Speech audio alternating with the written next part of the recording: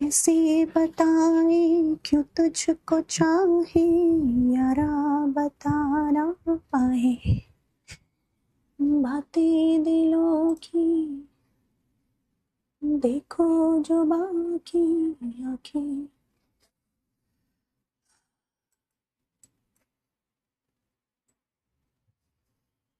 तुझे समझाए तू जाने।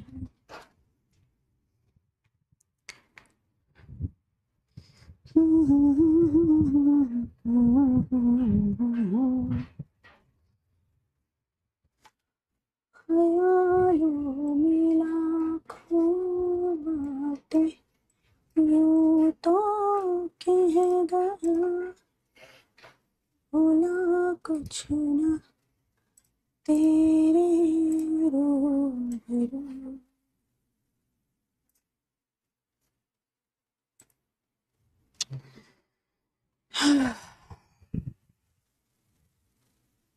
जाने तेरी आँखें थी या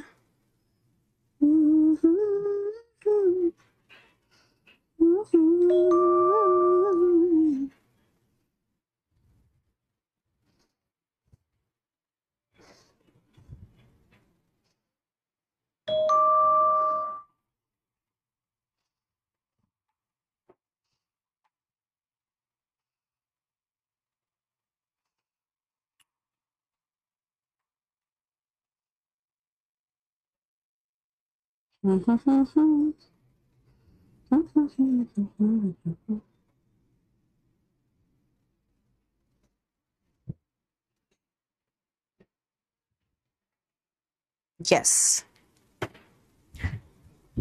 हेलो बच्चा पारी, दिस इज अर्चना राठी। कैसे हैं मेरे सारे प्यारे प्यारे से जमूरे? Good morning, good morning, good morning to all of you. कैसे हो बेटा जी? कैसे हैं मेरे प्यारे प्यारे से बच्चे? कैसे चल रही है पढ़ाई? कैसा चल रहा है जोश? Good morning, good morning, good morning, good morning, good morning. इतनी प्यारी प्यारी गुड मॉर्निंग विशेष करते हो तुम लोग, बहुत अच्छा लगता है। गुड मॉर्निंग बेटा, गुड मॉर्निंग। चलिए तो फिर स्टार्ट करते हैं आज का lecture with full of energy. अपनी अपनी बॉटनी कॉपीज अपने सामने रख लीजिए, स्टार्ट करते हैं आज का लेक्चर। लेकिन उससे पहले मैं आपको बताऊंगी कि आज सुबह मेरे साथ क्या हुआ। रोज पता है, हम रोज की जिंदगी से थोड़ा थोड़ा सीखते हैं, और जब हम एक दूसरे के साथ शेयर करते हैं तो हमें लाइफ को जीना आ जाता है। आप अपने लाइफ के एक्सपीरियंसेस मेरे साथ शेयर कर सकते हैं, मैं अपने लाइफ के एक्सपीरियंस आपके साथ शेयर करूंगी। इन्हीं एक्सपीरियंसेस से हम जीना सीखते हैं, हम किताबी नॉलेज से जीना नहीं सीखते हैं। तो आज क्या हुआ, मैंने आपको कल बताया था कि मेरे कजन की शादी चल रही है और उसमें 3 दिन का फंक्शन है। तो कल हम रात लेट आए, काफी लेट आए। आज शादी है तो कल भी मैं लेट आऊंगी, वो फेरे वेरे निपटा के, क्योंकि हम तो घर के लोग हैं। तो कल की जो क्लास होगी आपकी बेटा वो 3 बजे की होगी, ध्यान रखना, ठीक है? तो कल हम क्लास, मैं लेट आई वहां से रात, तो लेट आने के बाद 3 बजे लगभग हम सोए। तो सुबह में मेरा 7 बजे अलार्म बज जाता है, तो मेरा अलार्म बजा। अब मैं थोड़ी देर बैठी रही, मेरे दिमाग ने सारी अपनी ताकतें लगा ली, थोड़ी देर और सो जा। मैं सुबह के टाइम जिम जाती हूँ, तो मेरे दिमाग ने सारी ताकतें लगाई, आज रहने दे, क्या ही हो गया, एक दिन छोड़ देगी तो रहने देना, बैठ जा, आराम कर ले, आज फिर तुझे क्लास लेनी है, फिर तैयार होना है, फिर शादी में भागना है, फिर वहां पूरे रात जागनी है, तो ऐसा कर, सो जा थोड़ी देर और फिर क्लास ले लेना, मिश्री को स्कूल भेज देना। तो मेरे दिमाग ने 15 मिनट मेरे साथ फाइट करी, लिटरली मतलब फाइट करी मेरे साथ कि नहीं जाना है, नहीं जाना, सारे लॉजिक लगा दिए। मैं भी बैठी रही, उस 15 मिनट की फाइट में मैं बैठी रही अपने दिमाग की बात सुनती रही। लेकिन फिर मैंने एक लॉजिक बस अपने दिमाग को दिया, और मैंने पूछा अपने दिमाग से कि चल ठीक है, मैं 1 घंटा एक्स्ट्रा सो जाऊंगी। 1 घंटा एक्स्ट्रा सो के क्या मेरी बॉडी को बहुत आराम मिल जाएगा? या फिर ये 1 घंटा जो मैं सोऊंगी, क्या मैं सुकून से सोऊंगी? मैं गहरी नींद नहीं सो पाऊंगी, मेरे दिमाग में चलता रहेगा, यार उठ जा, यार क्लास भी है, यार मिश्री को स्कूल भी भेजना है, यार क्या जिम चले ही जाती, तो मैं सुकून से नहीं सो पाऊंगी। तो ऐसा कर अर्चना, तू उठ और चल दे। बस फिर ये एक सिंगल थॉट ने मेरे दिमाग को दबा दिया। फिर मैं उठी, मैंने फटाफट से अपने शूज पहने और मैं भाग गई जिम। और जब मैं वापस आई, आई फेल्ट सो एनर्जेटिक। अगर मैं 1 घंटा और सो जाती ना तो शायद मैं और ज्यादा लथार्जिक फील करती, और ज्यादा लेजी फील करती। आराम मुझे उस आधे घंटे 1 घंटे की एक्स्ट्रा नींद से मुझे कोई आराम नहीं मिलता। लेकिन जो मैं वहां गई अपने दिमाग से फाइट करके और मैं वापस आई, तो मैं बहुत ही एनर्जेटिक फील कर रही हूँ, अच्छा फील कर रही हूँ। और देखो तुम्हें पढ़ा रही हूँ, अब मैं तैयार भी हो जाऊंगी और चली भी जाऊंगी। तो मैं तुम्हें इससे क्या सिखा, और एक चीज और बताऊंगी, एक चीज और मैंने सीखी आज, कि जब मैं जिम गई तो वहां पे जो ट्रेनर होते हैं ना, मैंने कोई प्राइवेट ट्रेनर नहीं रखा हुआ, जो पीटीज होते हैं, मैं तो जनरल कर लेती हूँ जाके। तो मैं गई और आज क्या लगाना था, आज बैक और बाइसेप लगाना था। तो मुझे ना एक्सरसाइज याद नहीं होती, मुझे 1-1.5 महीना हो गया लगातार जिम करते करते, और मैंने पहले भी किया है, ऐसा नहीं कि मैं कोई नूब हूं या मुझे आता नहीं एक्सरसाइजेस करना, बहुत अच्छे से करने आती है, पर मैं भूल जाती हूँ यार। मतलब मैं भूल जाती हूँ कौन सी स्पेसिफिकली बैक की है, यहाँ करनी है, कौन सी बाइसेप की है। तो मुझे हेल्प लगती है, मैं ट्रेनर को पूछती हूँ, यार आज बता दे क्या क्या करना है, कौन कौन सी मशीन पे करना है। तो मैंने ये सीखा कि तुम लोग भी तो ऐसे ही भूल जाते होगे यार। मतलब उनके लिए वो रोज का काम है, वो रोज बताते हैं, मैडम इस वाली मशीन पे कर लो, ये वाला कर लो, ये वाला कर लो। तो जब मैं उनसे रोज रोज पूछती हूँ ना, ऐसा लगता होगा यार ये बंदी रोज आती है जिम मारने, इसको अभी तक ये याद नहीं हुआ कि कौन सी एक्सरसाइज बैक की करनी है, कौन सी है। ये पूछती है फिर भी, उसके लिए आसान है। लेकिन अगर मैं अपने आप को स्टूडेंट की जगह देखूं तो यार मुझे याद ही नहीं, और मैं कंफ्यूज हो जाती हूँ यार, कौन सी मसल स्ट्रेच होनी चाहिए, क्या मैं ठीक से कर रही हूँ या नहीं कर रही, इतना करने के बाद भी। तो फिर मैंने सोचा यार जो मेरे स्टूडेंट्स हैं, मेरे को मेरा सब्जेक्ट पूरा आता है, मैं 12 साल से पढ़ा रही हूँ और अपने आप 6 साल से पढ़ रही थी उससे पहले, मेरे को मेरा सब्जेक्ट पूरा आता है, मुझे बहुत आसान लगता है। लेकिन बच्चों को सच में दिक्कत होती होगी यार। मैं रोज एक्सरसाइज करती हूँ और वो काम तो हम इंजॉय भी करते हैं, पढ़ाई को तो हम ज्यादा इंजॉय भी नहीं करते। हम लगभग 90% लोग पढ़ाई को बोझ ही मानते हैं, एक्सरसाइज वगैरह तो हम फिर भी इंजॉय करते हैं। मुझे वो याद नहीं हो रही, तो तुम्हें बॉटनी कैसे याद होगी? तो मैंने ये दिमाग लगाया, बाइसेप दिखा दो, हेलो बच्चा कह रहा है मैं बाइसेप दिखा दो, ये देख।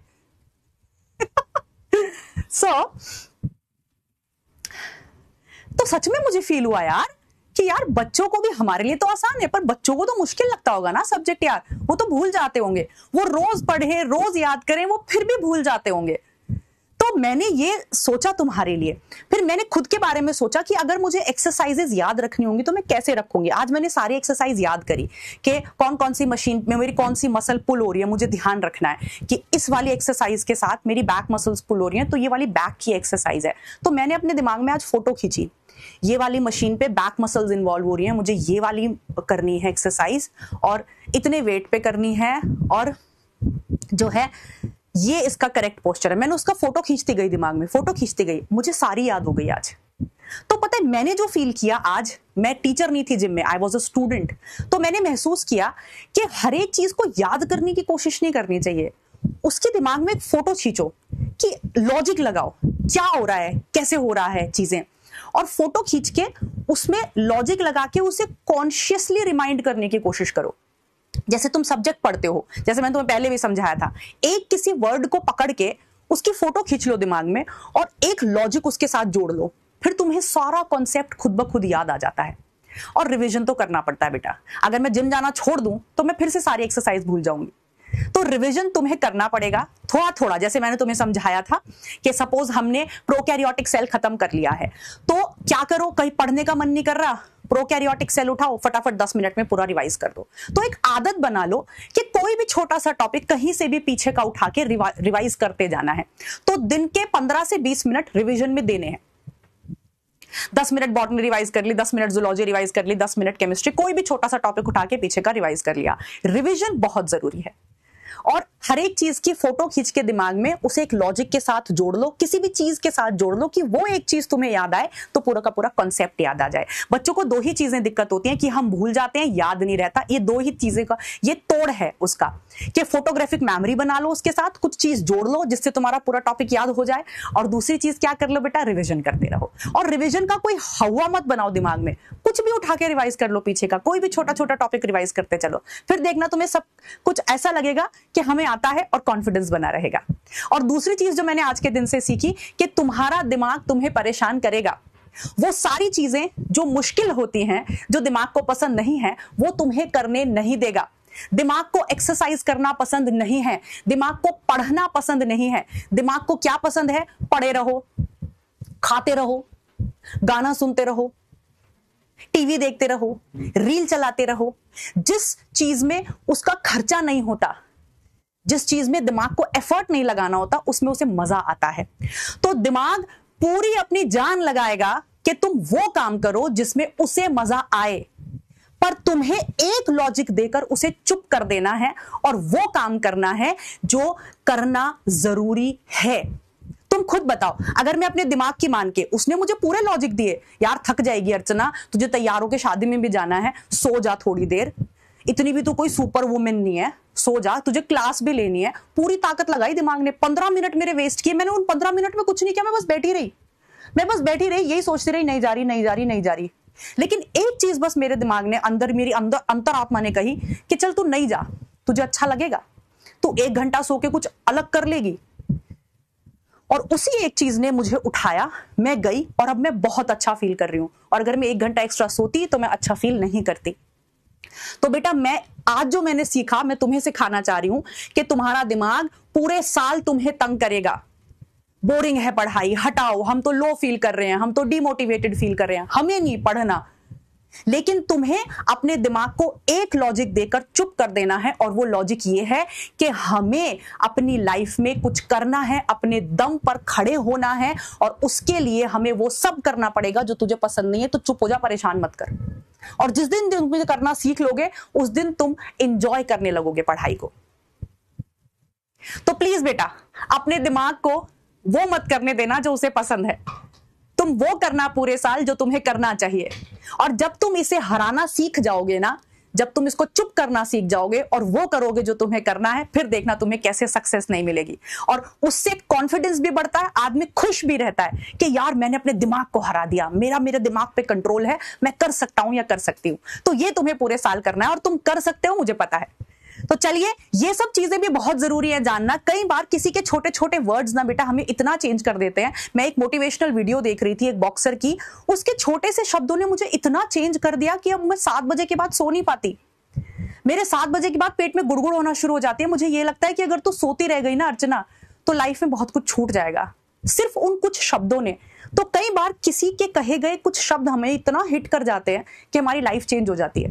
तो मैं कोशिश करूंगी कि तुम्हारे और अपने लाइफ के एक्सपीरियंसेस से कुछ ना कुछ ऐसा बताती रहूं कि बेटा तुम अपनी लाइफ में आगे बढ़ते रहो, पीछे मुड़कर ना देखो। तो चलिए स्टार्ट करते हैं आज का लेक्चर। ये मेरा टेलीग्राम चैनल है, मैं आपको बता चुकी हूं। किसी भी अपडेट के लिए आप इसे ज्वाइन कर सकते हैं, कोई ना कोई अपडेट मैं इस पे डालती रहती हूं। चलिए फिर आगे चलते हैं। आज हमें स्टार्ट करना है लेक्चर को गोल्जी बॉडी के साथ। तो चलिए फटाफट से, बॉटनी कॉपी सामने, एनसीईआरटी बुक सामने, कंधे सीधे, आंखों में चमक, चेहरे पे स्माइल, रीढ़ की हड्डी में जान, और स्टार्ट करते हैं विद गोल्जी बॉडी। कल की क्लास में हमने पढ़ा था एंडोप्लाज्मिक रेटिकुलम। मैंने आपको बताया था कि सेल के अंदर 4 ऐसी सेल ऑर्गेनेलीज हैं जो स्ट्रक्चरली और फंक्शनली जुड़ी रहती हैं। Golgi body, endoplasmic reticulum, lysosome और वैक्यूल, इन्हें मिलाकर हम एंडोमेम्ब्रेन सिस्टम कहते हैं। कल हमने एंडोप्लाज्मिक रेटिकुलम के बारे में पढ़ा और जाना कि उसके अंदर सिस्टर्नी होते हैं, टिब्यूल होते हैं, वेसिकल होते हैं। रफ एंडोप्लाज्मिक रेटिकुलम के पास केवल सिस्टर्नी और वेसिकल होते हैं। स्मूथ एंडोप्लाज्मिक रेटिकुलम के पास टिब्यूल और वेसिकल होते हैं। यानी कि एसईआर का काम होता है लिपिड बनाना, फैट बनाना और स्टेरॉइड हार्मोन बनाना, और आरईआर का काम होता है प्रोटीन बनाना। तो प्रोटीन, लिपिड, फैट, ये सब कहां बने? एंडोप्लाज्मिक रेटिकुलम में बने। उसी से जुड़ी हुई दूसरी सेल ऑर्गेनेली है, दैट इज गोल्जी बॉडी।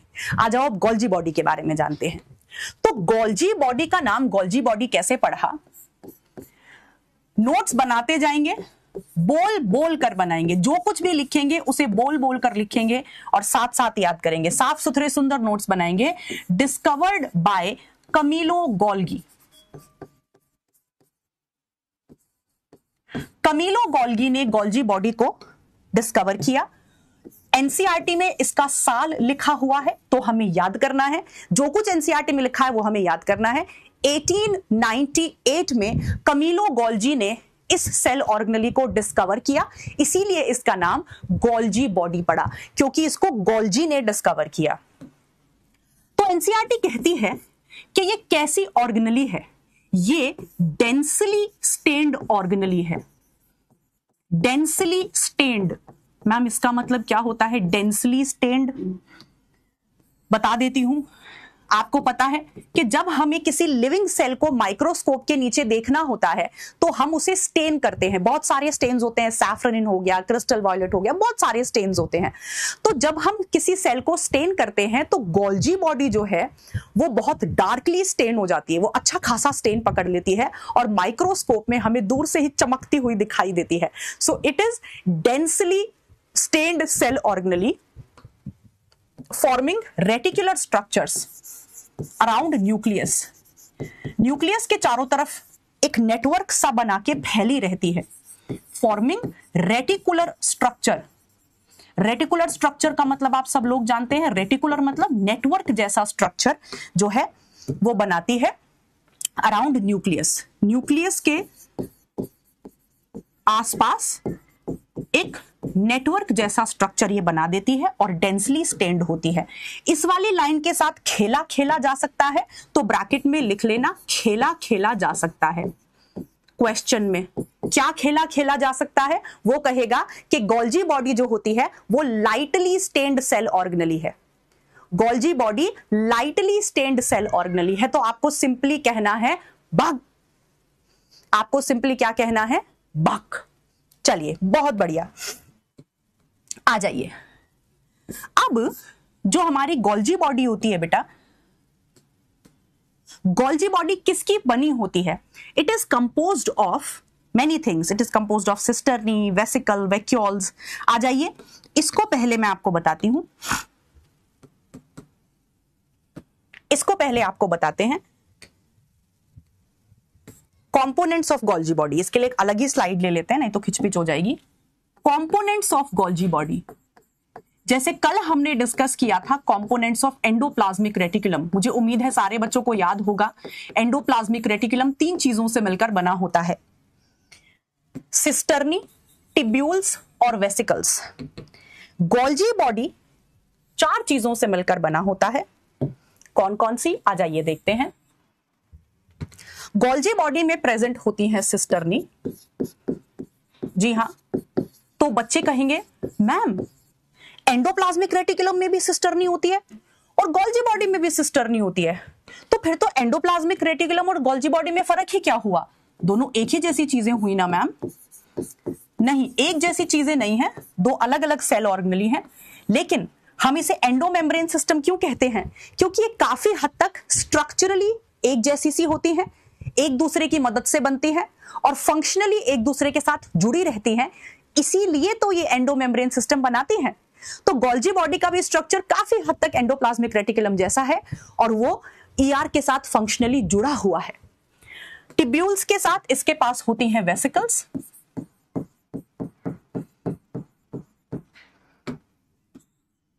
और होते हैं गोल्जियन वैक्यूल्स।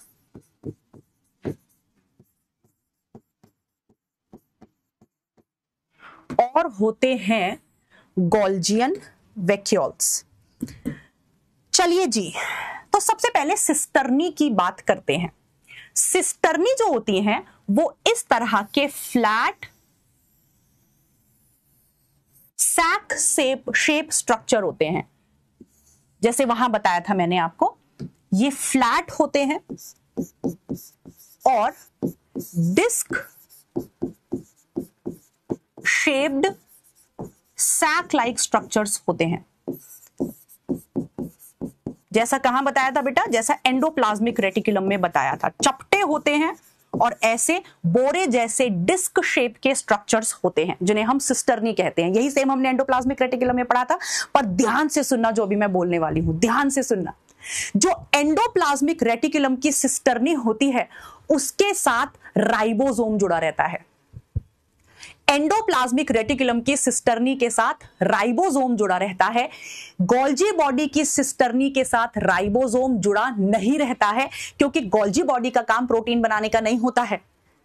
राइट? तो यहां लिख लेना, ribosomes are not associated. Important करके लिख लेना इसको, खेला खेला जाता है। यहां पे स्टेटमेंट आएगी कि गोल्जी बॉडी की जो सिस्टर्नी होती है उससे राइबोसोम्स जुड़े रहते हैं। अगर ये स्टेटमेंट लिखी हुई आएगी तो आपको क्या बोलना है? आपको बोलना है भाग, ribosomes are not associated, ribosomes are not associated. ध्यान रखना, इस पे रेड अलर्ट लिख लेना,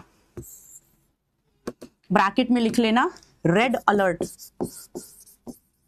खेला खेला जा सकता है, वो कहेगा कि गोल्जी बॉडी की सिस्टर्नी के साथ राइबोसोम जुड़े हुए पाए जाते हैं तो वो प्रोटीन बनाएगा, तो क्या बोलोगे? बात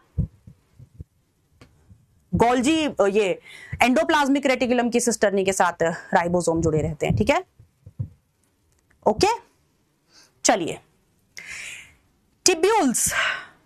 टिब्यूल्स ऐसे ही ट्यूब जैसे स्ट्रक्चर्स होते हैं जैसे वहां पर प्रेजेंट है, यहां पर भी प्रेजेंट होते हैं ये ट्यूब लाइक स्ट्रक्चर्स, और ये हेल्प करते हैं गोल्जी बॉडी को अपने फंक्शनिंग में। तो इनका भी यहां पर फंक्शनिंग का ही काम है। तो ऐसे मत बोलना कि मैम जो स्मूथ एंडोप्लाज्मिक रेटिकुलम था वहां पर टिब्यूल्स फैट, लिपिड और स्टेरॉइड बनाने का काम कर रहे थे, तो क्या यहां पे भी वो यही काम करेंगे? नहीं, बनाने का काम गोल्जी बॉडी नहीं करता है। गोल्जी बॉडी केवल प्रोसेस करने का काम करता है और डिलीवरी करने का काम करता है। तो आप ये समझो कि गोल्जी बॉडी एक डिलीवरी बॉय है, वो कुछ बनाता नहीं है। जो कुछ भी बनता है वो एंडोप्लाज्मिक रेटिकुलम में बनता है, चाहे वो प्रोटीन हो, चाहे वो फैट हो, चाहे वो लिपिड हो, चाहे वो स्टेरॉइडल हार्मोन्स हो, बनता सब कुछ ईआर में है, पैक होता है और प्रोसेस होता है गोल्जी बॉडी में। चलिए वेसिकल, वेसिकल्स ऐसे ही राउंड ओवल स्ट्रक्चर्स हैं। वेसिकल्स ऐसे ही राउंड ओवल स्ट्रक्चर्स हैं और ये किसमें हेल्प करते हैं? दे हेल्प इन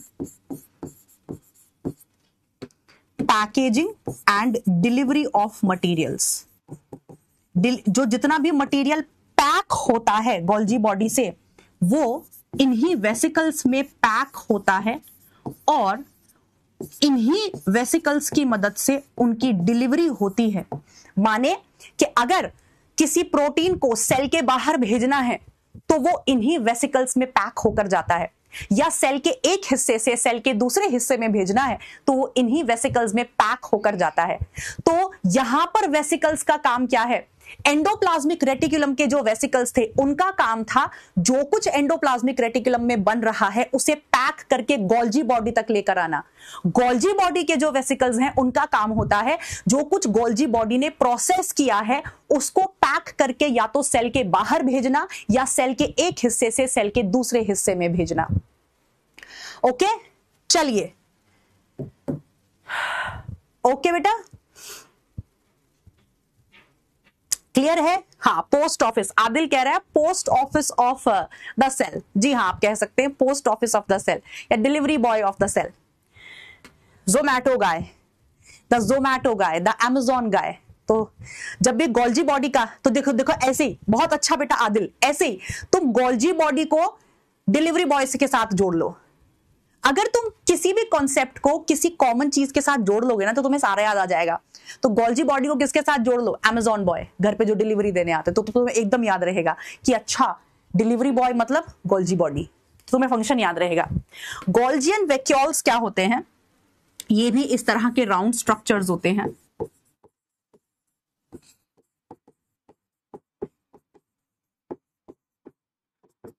ये भी इसी तरह के राउंड स्ट्रक्चर्स होते हैं। And some of the Golgian vacuoles, ध्यान से देखना बेटा जो मैं लिखूंगी अभी,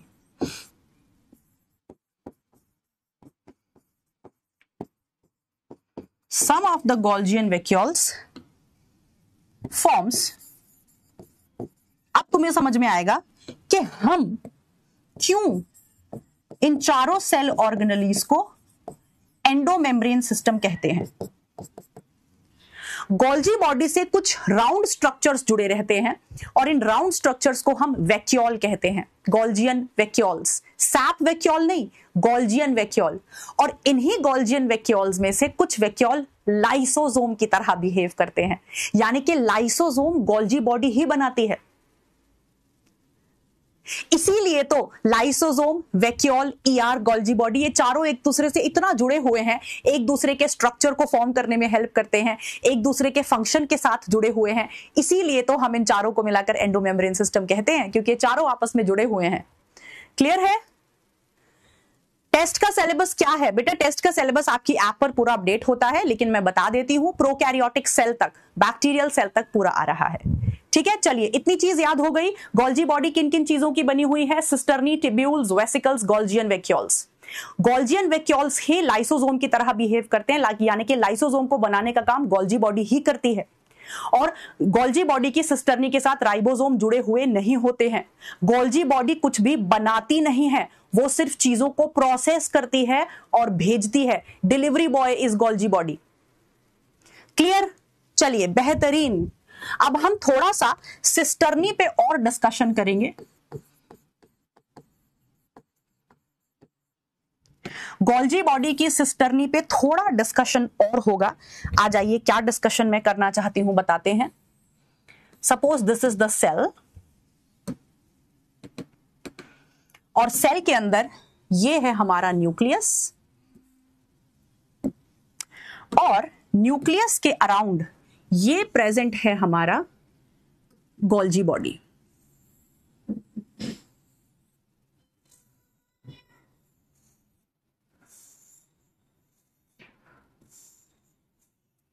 ठीक, चलिए जी, तो ये सेल रहा हमारा, ये हमारा रहा न्यूक्लियस, और हमने क्या कहा कि न्यूक्लियस के अराउंड, न्यूक्लियस के आसपास जो गोल्जी बॉडी है वो एक रेटिकुलर नेटवर्क जैसा स्ट्रक्चर बनाता है। और आप यहां देख पा रहे हैं कि ये जो सिस्टर्नी है गोल्जी बॉडी की, ये न्यूक्लियस के पास किस तरह अरेंज्ड है? कॉन्सेंट्रिकली अरेंज्ड है। मैम इसका मतलब क्या होता है? ध्यान से समझेंगे। एक सिस्टर्नी के बाद दूसरी सिस्टर्नी, फिर तीसरी सिस्टर्नी, तो न्यूक्लियस के अराउंड ये किस तरह अरेंज्ड है? इस तरह। ऐसे अरेंजमेंट को कॉन्सेंट्रिक अरेंजमेंट कहते हैं।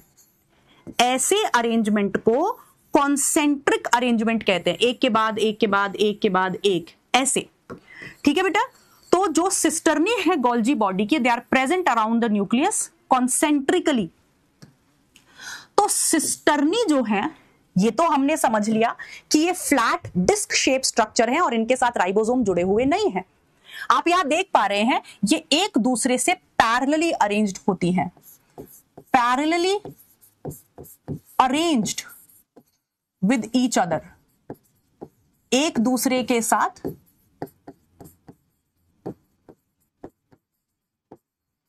पैरेलली अरेंज्ड है। दूसरा, अरेंज्ड कॉन्सेंट्रिकली अराउंड न्यूक्लियस। किस तरह का अरेंजमेंट है? कॉन्सेंट्रिक अरेंजमेंट है। कॉन्सेंट्रिक तुम्हें समझा दिया, अरेंज्ड कॉन्सेंट्रिकली, मतलब ऐसे समझो कि ये न्यूक्लियस सेंटर पर है और इसी के अराउंड सिस्टर्नी इस तरह से कॉन्सेंट्रिकली अरेंज्ड है। सो अरेंज्ड कॉन्सेंट्रिकली अराउंड न्यूक्लियस।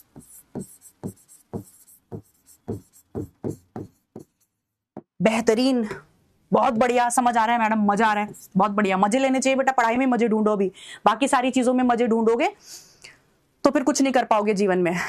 बाकी सारी चीजों के भी मजे लेने हैं, सब कुछ जीवन में बैलेंस होना चाहिए, सिर्फ गिस्सू नहीं बनना है, क्योंकि जो सिर्फ पढ़ते रह जाते हैं उनका भी मजाक ही उड़ता है, फिर आगे जाके ऐसे तो कुछ भी नहीं पता। सारी चीजों के मजे लेने, पर वो आगे जाके, अभी फोकस्ड। तो अपनी पढ़ाई में ही अपना मजा ढूंढो। ठीक है मैम, कॉन्सेंट्रिक अरेंजमेंट हमने देख लिया। अब यहां पे ध्यान से सुनिएगा बेटा कि सिस्टर्नी गोल्जी बॉडी में कितनी होंगी। अगर मैं काउंट करूं 1 2 3 4 5, तो गोल्जी बॉडी में कितनी सिस्टर्नी होंगी? Number of cisternae cell to cell vary करता है। जो ज्यादा एक्टिव सेल्स होते हैं उनके उस सेल के अंदर गोल्जी बॉडी में ज्यादा सिस्टर्नी होती हैं, जो कम एक्टिव होते हैं उसमें कम होती है। तो अगर आपसे कोई ये कहे कि गोल्जी बॉडी में कितनी सिस्टर्नी होंगी, ये नंबर फिक्स होता है, ये नंबर फिक्स होता है, तो आप क्या कहोगे? बोलो क्या कहोगे? क्या कहोगे? बैक। तो सिंपली क्या कहोगे? Number of cisternae,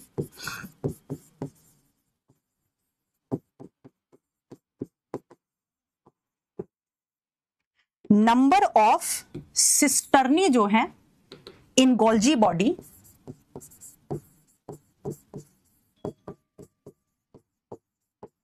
not fixed,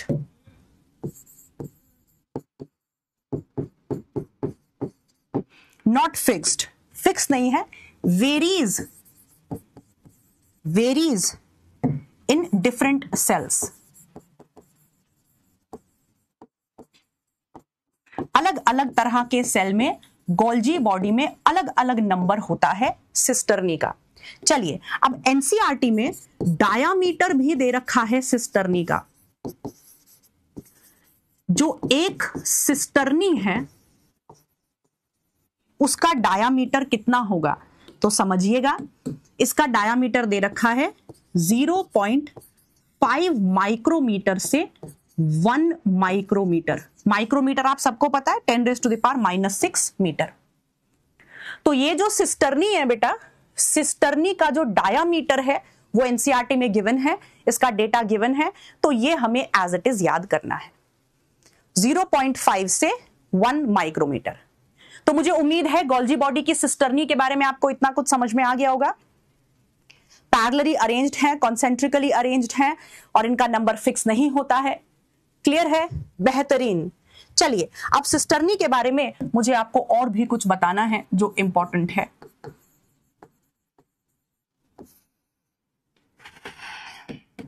इसके लिए हम फिर से चलते हैं सेल के पास। सेल के अंदर ये रहा हमारा न्यूक्लियस और बेटा मेरे न्यूक्लियस के अराउंड ये रही प्रेजेंट हमारी सिस्टर्नी। देख बेटा, ये रही सिस्टर्नी।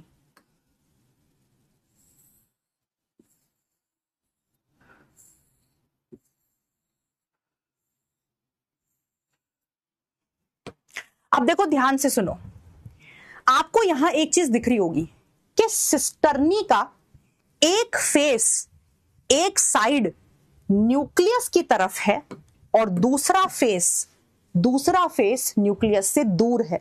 तो अब ध्यान देना, देखो इधर ये वाला जो फेस है, ये वाली जो तरफ है, ये वाली सिस्टर्नी की ये वाली जो साइड है ये न्यूक्लियस की तरफ है और ये वाली साइड जो है ये न्यूक्लियस से दूर है, उसका फेस न्यूक्लियस से दूर है। तो ध्यान से समझेंगे कि गोल्जी बॉडी की जो सिस्टर्नी होती है उसका एक फेस, उसकी एक साइड न्यूक्लियस की तरफ होती है और दूसरी साइड न्यूक्लियस से दूर होती है। तो उसका वो चेहरा, वो साइड, वो फेस जो न्यूक्लियस की तरफ होती है उसे हम सिस फेस कहते हैं और जो न्यूक्लियस से दूर होती है उसे हम ट्रांस फेस कहते हैं। तो इस पे बहुत प्यारा क्वेश्चन आता है सिस फेस और ट्रांस फेस पे। तो आ जाओ लिखते हैं। तो ये रहा हमारा न्यूक्लियस, ये रहा न्यूक्लियस और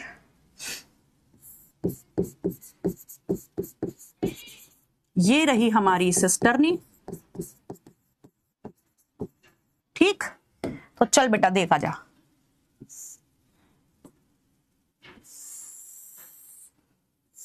दिल क्यों ये मेरा शोर करे, दिल क्यों ये मेरा शोर करे, इधर नहीं उधर नहीं तेरी ओर चली, शुरू हो गई कहानी मेरी, मेरे दिल ने बात न मानी मेरी, शुरू हो गई कहानी मेरी, मेरे दिल ने बात न मानी मेरी।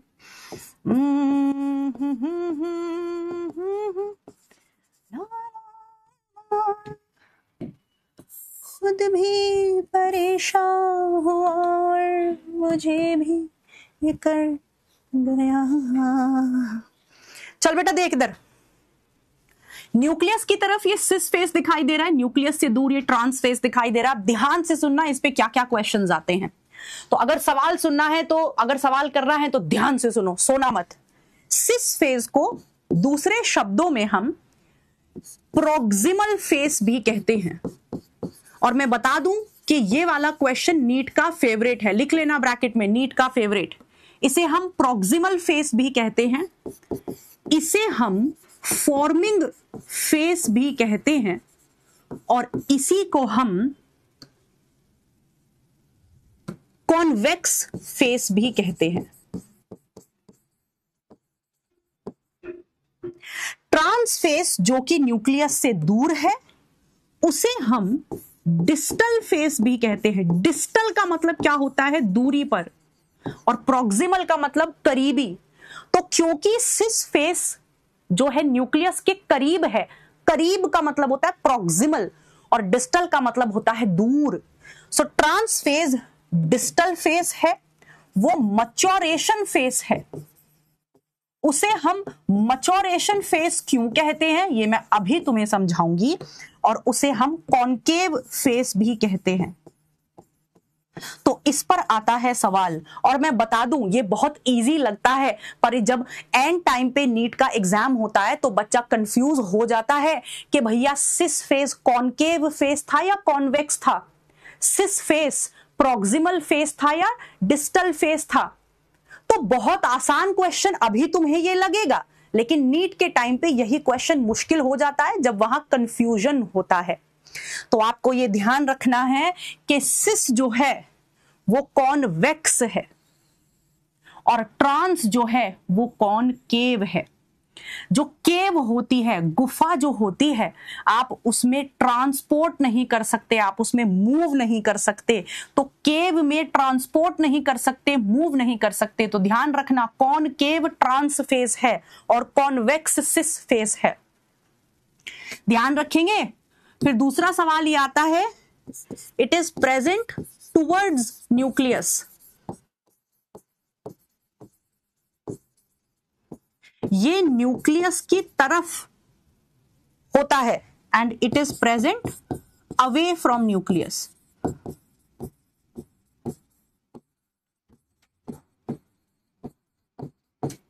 Present away from nucleus. ठीक है बेटा मेरे, ठीक है जी। तो एक क्वेश्चन सिस्टर्नी से यहां बनता है, लिख लेना। ये क्वेश्चन नीट का काफी फेवरेट है, और इसी तरह के क्वेश्चन में सबसे ज्यादा कंफ्यूजन होता है, और बच्चे इसी तरह के क्वेश्चन को सबसे ज्यादा गलत करते हैं। ठीक है, चलिए बेहतरीन।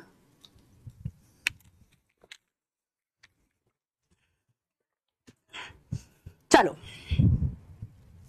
ये तो हमें समझ में आया मैम, गोल्जी बॉडी क्या है, किसने इसे डिस्कवर किया, सिस्टर्नी क्या है, ये तो हमें आ गया समझ। अब थोड़ा सा ये बताओ कि गोल्जी बॉडी काम कैसे करता है। चलो अब ये समझते हैं। अभी मैंने तुम्हें यहां लिखा कि गोल्जी बॉडी को हम ये सिस फेस को हम फॉर्मिंग फेस क्यों कहते हैं, और ट्रांस फेस को हम मैच्योरेशन फेस क्यों कहते हैं, ये समझते हैं। हमारा जो सेल है ना बेटा, मैं मतलब जब भी सेल चैप्टर पढ़ाती हूं मैं अमेज हो जाती हूं अपने सेल को देखकर कि एक सेल के अंदर इतना कुछ चल रहा है। एक यूकैरियोटिक सेल इतना एडवांस्ड है, उसके अंदर इतना कुछ होता है कि वो मार्वल है, अपने आप में अजूबा है हमारा सेल। जैसे कल मैंने आपको बताया, आपका स्मूथ एंडोप्लाज्मिक रेटिकुलम, जिसके सामने आपको सुबह शाम हाथ जोड़ के खड़े रहना चाहिए, आपका स्मूथ एंडोप्लाज्मिक रेटिकुलम आपके लिए हर दिन हर रोज 24/7 लड़ रहा है और आपको सारी खराब चीजों से बचा रहा है। तो अब रोज सुबह उठ के जय हो SCR करना है आपको। सोचो कितने माइक्रो लेवल पर आपका स्मूथ एंडोप्लाज्मिक रेटिकुलम आपके लिए काम कर रहा है, कितने माइक्रो लेवल पर।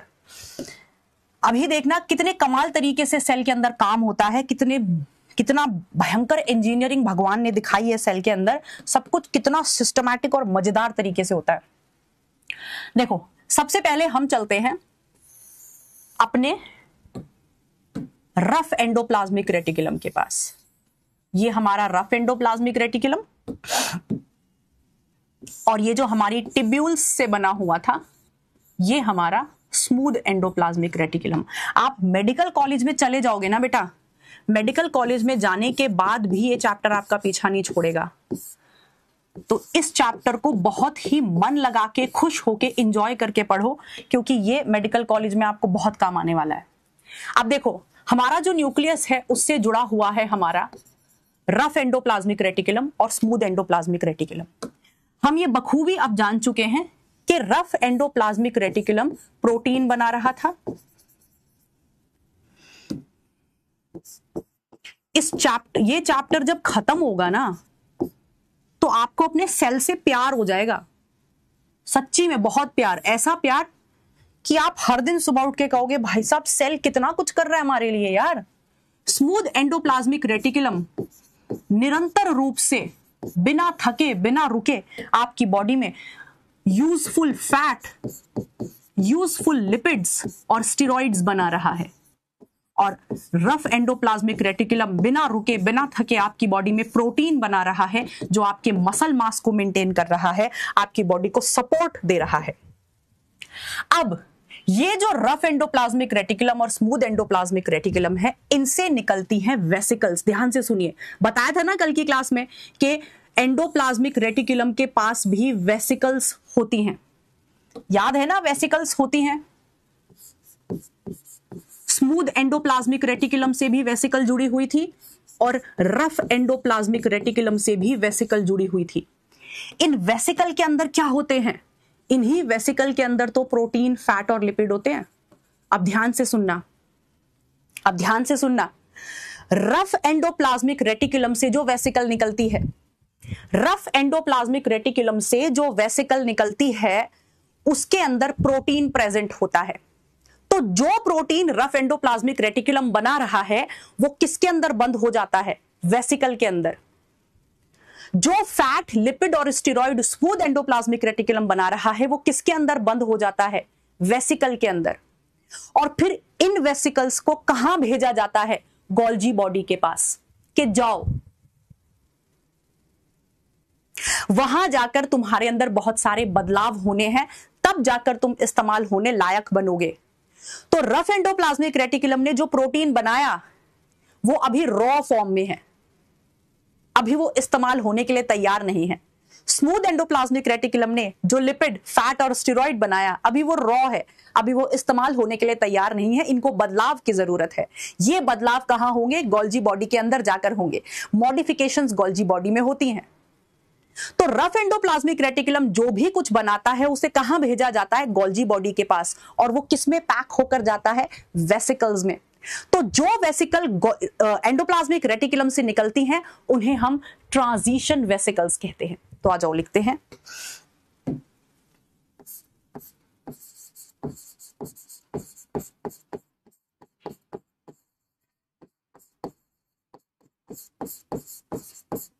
ट्रांजिशन वेसिकल्स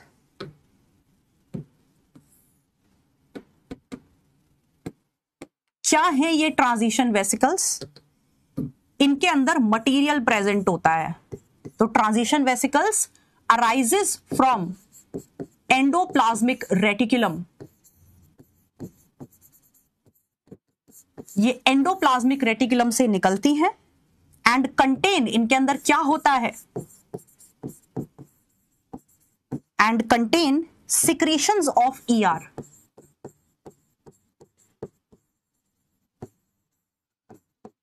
इनके अंदर होता है एंडोप्लाज्मिक रेटिकुलम का माल मसाला।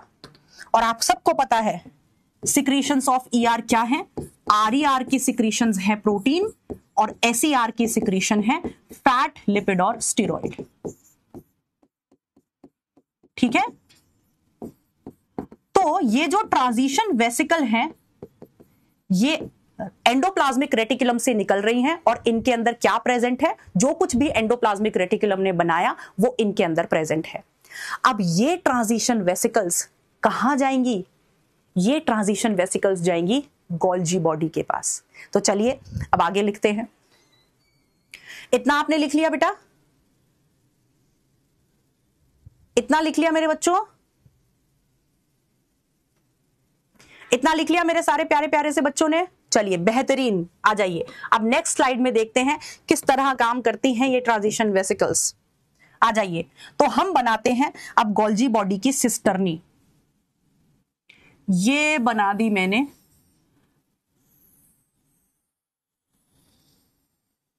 गोल्जी बॉडी की सिस्टर्नी।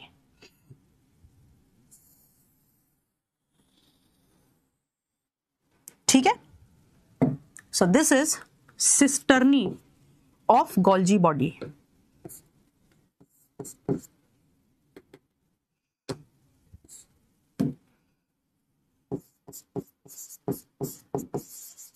इसको एक ही पेज पे बनाते हैं, नहीं तो तुम्हें फिर ये अलग अलग पेजेस पे समझ नहीं आएगा। पूरा बोर्ड यूज करके बेटा इसको एक ही पेज पे मैं बनाती हूं।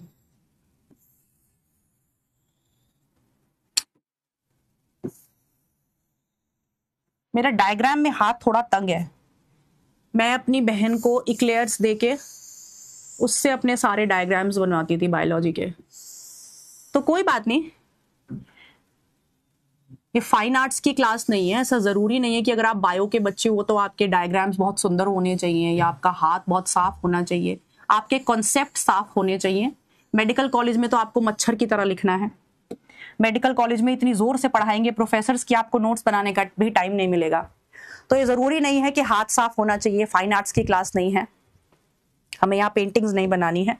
जरूरी ये है कि कॉन्सेप्ट हमारी समझ में आए, वो दिमाग में छप जाए, ऐसा डायग्राम होना चाहिए।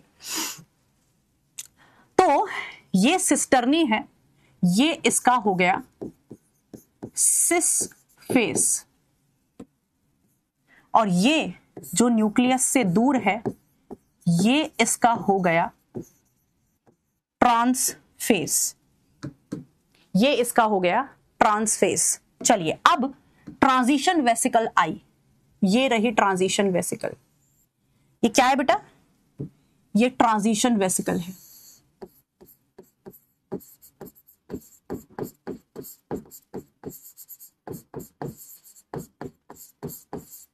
मैं अपनी बहन पे बहुत अत्याचार करती थी, तो 5 रुपए दे देती थी, क्लेयर्स दे देती थी, तो वो बोलती थी बेटा मेरे सारे डायग्राम बना दे प्रैक्टिकल फाइल के। मैं इसे डायग्राम बनाने कभी नहीं आए, लेकिन हाँ कॉन्सेप्ट हमेशा पक्के रहे और वही कॉन्सेप्ट आज काम आ रहे हैं। तो ट्रांजिशन वेसिकल फ्रॉम ER, कहां से आई है? ये ER से आई है। अब ध्यान से देखना मैं क्या लिखूंगी बेटा, फ्यूजेस विद, ये किसके साथ फ्यूज हो जाती है? Fuses with cis face of Golgi body, fuses with cis face of Golgi body.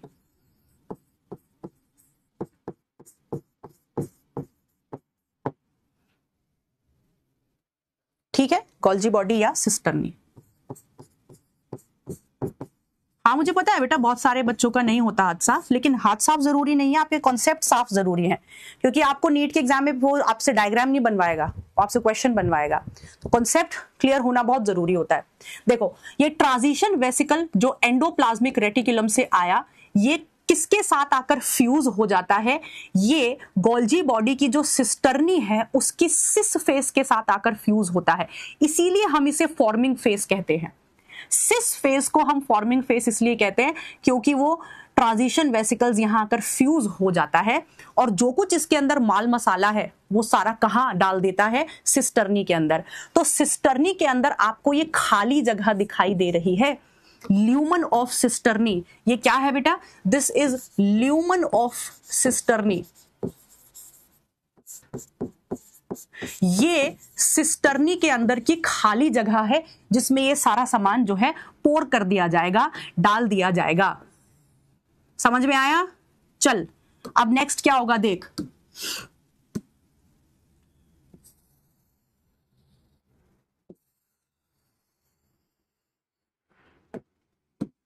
जो कुछ ट्रांजिशन वेसिकल के अंदर था, ट्रांजिशन वेसिकल फिर क्या होता है? इसके साथ फ्यूज हो गया, वो तो ये मेम्ब्रेन इसके साथ पूरी फ्यूज हो जाती है। ट्रांजिशन वेसिकल फ्यूज हो गया इसके साथ, तो जो कुछ इसके अंदर था वो सब इसने डाल दिया इसके अंदर, right? So secretions of ER are poured inside cisternae of Golgi. Secretions of ER, endoplasmic reticulum ने जो कुछ भी बनाया था, हमें पता है उसने क्या क्या बनाया था। उसने प्रोटीन बनाया था, लिपिड्स बनाए थे, स्टीरॉयड हार्मोन्स बनाए थे, एक्सेट्रा। जो कुछ भी उसने बनाया था आर पोर्ड इनटू, पोर्ड मतलब वो ऐड कर दिए जाते हैं, आर पोर्ड इनटू सिस्टर्नी, वो सिस्टर्नी के अंदर डाल दिए जाते हैं। अब देखना क्या होगा, सिस्टर्नी के अंदर बदलाव किया जाएगा, बदलाव होगा। किसके साथ बदलाव होगा? जो protein, lipid, fat, steroid ER ने बनाए उनके साथ मॉडिफिकेशंस किया जाएगा। So inside cisternae modification is done. Inside cisternae अब क्या किया जाएगा? Inside cisternae of Golgi modifications are done, बदलाव किए जाते हैं।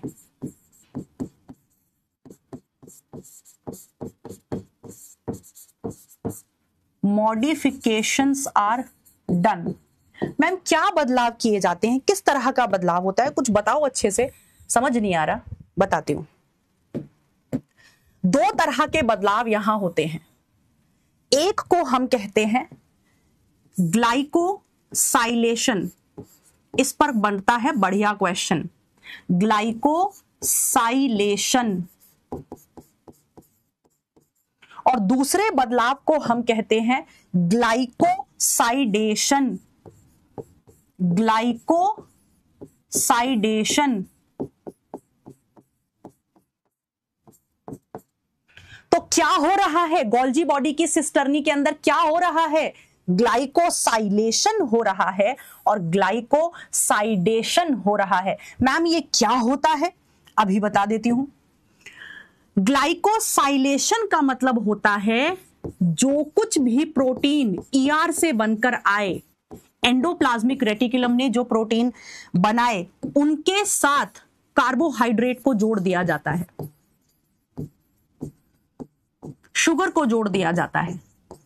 और जैसे ही प्रोटीन के साथ शुगर को जोड़ दिया जाता है वो बन जाता है ग्लाइकोप्रोटीन। ग्लाइको का मतलब क्या होता है? Glucose, carbohydrate, sugar. तो आपने प्रोटीन के साथ शुगर को ऐड कर दिया तो ग्लाइकोप्रोटीन्स बन जाते हैं।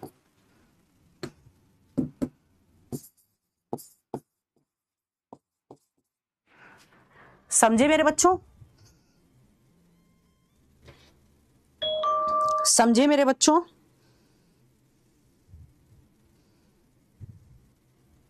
समझे कि नहीं समझे? अरे बाप रे भाई, मेरी स्पेलिंग्स को हो क्या गया है?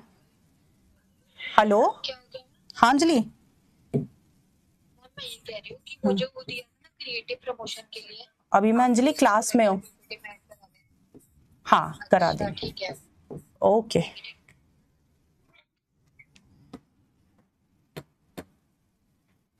भाई मेरी स्पेलिंग्स को क्या हो गया? किसकी नजर लग गई?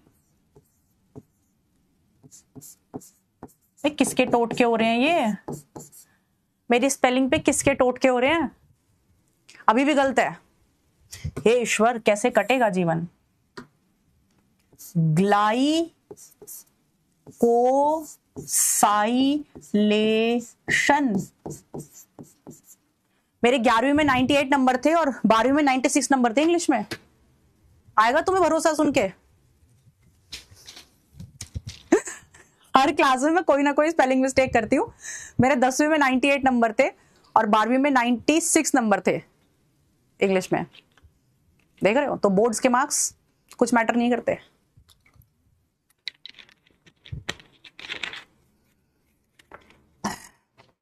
चलो जी, ग्लाइकोसाइडेशन क्या होता है? ग्लाइकोसाइडेशन में जो लिपिड्स या फैट्स, जो लिपिड्स या फैट्स किसने बनाए? हमारे SER भैया ने बनाए। उनके साथ जोड़ दिया जाता है कार्बोहाइड्रेट को, और जैसे ही लिपिड या फैट के साथ कार्बोहाइड्रेट जुड़ता है तो इस प्रोसेस में बनते हैं ग्लाइकोलिपिड्स।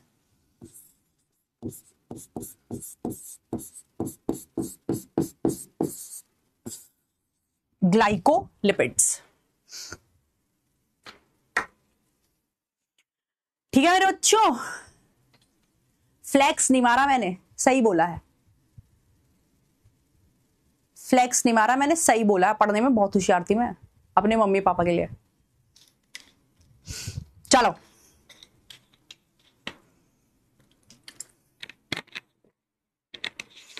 जी मैम, इतना समझ में हमें कहानी आ गई कि आरईआर ने जो कुछ भी बनाया उसे धक्का दे दिया गोल्जी बॉडी की तरफ। गोल्जी बॉडी की सिस फेज के साथ ट्रांजिशन वेसिकल आकर फ्यूज हो गई। जो कुछ ट्रांजिशन वेसिकल के अंदर माल मसाला था वो उसने सारा सिस्टर्नी के अंदर डाल दिया, और गोल्जी बॉडी की जो सिस्टर्नी है उसके अंदर ग्लाइकोसाइलेशन हुआ और ग्लाइकोसाइडेशन हुआ। प्रोटीन के साथ कार्बोहाइड्रेट को जोड़ दिया गया और लिपिड्स के साथ भी कार्बोहाइड्रेट्स को जोड़ दिया गया, यानी कि सिस्टर्नी, गोल्जी बॉडी की सिस्टर्नी के अंदर क्या हो रहे हैं, बदलाव हो रहे हैं। ठीक है, चलिए, अपने मम्मी पापा के लिए हम हमेशा होशियार बच्चे होते हैं। अगर आप बोर्ड्स में अच्छा कर रहे हो तो आप बहुत होशियार हो, लेकिन फिर जब प्रिपरेशन करते हैं ना, तैयारी करते हैं बड़े एग्जाम्स की, तब पता चलता है अब ये बोर्ड्स में मार्क्स लाना तो बहुत इजी है, यहाँ मार्क्स लाना मुश्किल है। मैंने अपने जीवन में बहुत कुछ सीखा है, बहुत कुछ। जब 12वीं के बाद आकाश तैयारी करने गई थी ना, तोते उड़ गए थे मेरे, और सबको ये लगता था भाई गुड़िया तो बहुत पहुंची हुई चीज है भाई, इसने तो स्कूल भी टॉप किया है, इसके तो नंबर भी बहुत अच्छे आए हैं। और जब मैं आकाश तैयारी करने के गई, उड़ गए तो तेरे मेरे तो उड़ गए तो तेरे, तो फिर मुझे समझ में आया जरूरी नहीं है अगर आपके बोर्ड्स में अच्छे मार्क्स हों तो आप सब कुछ जानते हैं। जी मैम, ये समझ आया। चलो, अब मॉडिफिकेशन तो हो गया, बदलाव तो हो गया सिस्टर्नी के अंदर। अब नेक्स्ट स्टेप क्या है?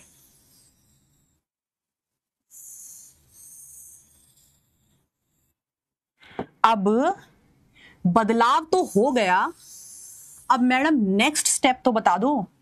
नेक्स्ट स्टेप बता देते हैं। अब देखना, बहुत कुछ इंपॉर्टेंट बताएंगे बेटा। ये जो बता रही हूं ना मैं तुम्हें अभी, ये जो बता रही हूं, ये मेडिकल कॉलेज में भी जाके तुम्हें काम आएगा और ये नीट पॉइंट ऑफ व्यू से भी इंपॉर्टेंट है।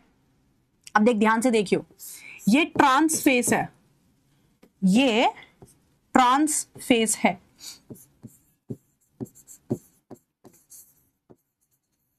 तो ये जो हमारी गोल्जी बॉडी की सिस्टर्नी है, उसकी जो ट्रांस फेस है, उससे एक नई वेसिकल निकलती है, नई वेसिकल। और इस नई वेसिकल को हम कहते हैं सिक्रीटरी वेसिकल। Secretory vesicle. तो ट्रांजिशन वेसिकल कहां से आई थी बेटा मेरे? ट्रांजिशन, देखो इसे रटना मत, कुछ भी रटना नहीं है, सब कुछ समझना है। ट्रांजिशन का मतलब क्या है? ट्रांजिशन हो रहा है, बदलाव हो रहा है। तो ट्रांजिशन वेसिकल ईआर से आती है निकल के, और सिक्रीटरी वेसिकल कहां से निकलती है? फैजान कह रहे हैं मैम आप तो डिमोटिवेट कर दे रहे हो। अरे भैये, मैं 1 साल ही परेशान हुई हूं जीवन में, बस उसके बाद परेशान नहीं हुई। जब मेरे को आईना दिखाया गया ना कि तुम्हारे छोटे से स्कूल के बाहर, तुम्हारे छोटे से शहर के बाहर एक बहुत बड़ी दुनिया है, बहुत बड़े बड़े एग्जाम्स होते हैं, उस 1 साल ने मुझे इतना रुलाया है कि मुझे पूरे जीवन के लिए तैयार कर दिया। अब मुझे किसी भी चीज से डर नहीं लगता दुनिया में, किसी भी चीज से डर नहीं लगता। तो उस 1 साल ने मुझे इतना स्ट्रांग बनाया ना कि मैं यहां खड़ी होकर तुम्हें आज डॉक्टर बना रही हूं। तो डिमोटिवेट नहीं कर रही, मोटिवेट कर रही हूं कि अगर जीवन में कभी भी तुम्हें ऐसा लगे कि हमसे नहीं होगा, तुमसे ही होगा।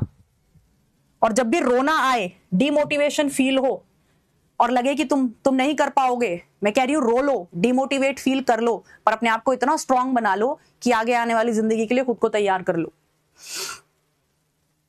तुम जानती क्या हो, बहुत देखा है हमने, हम लोअर मिडिल क्लास फैमिली से आते हैं और जीवन में इतना कुछ देखा है कि बहुत स्ट्रांग बन गए हैं, और अब कोई चीज परेशान नहीं कर सकती। और ऐसा ही स्ट्रांग मैं तुम्हें भी बना दूंगी जब तक हम ये बैच खत्म करेंगे। तो रोने धोने के लिए जीवन में समय नहीं है बेटा, जीवन किसी के लिए नहीं रुकता, समय किसी के लिए नहीं रुकता। जो बिना कोई एक्सक्यूज बनाए चलते जाते हैं, अपना काम करते जाते हैं, लड़ते रहते हैं, उनके साथ जीवन में कुछ ना कुछ अच्छा भगवान कर ही देता है, ये मुझे पता है। जो हम चाहते हैं कई बार वो नहीं होता, लेकिन जो निरंतर लड़ते रहते हैं, मेहनत करते रहते हैं, अपना बेस्ट देते रहते हैं, उनके साथ कुछ ना कुछ तो अच्छा हो ही जाता है, ये तय है। बिकॉज कर्मा इज, आप जानते हो क्या, कर्म हमेशा लौट कर वापस आता है। ट्रांस फेस से अराइज होती हैं सिक्रीटरी वेसिकल।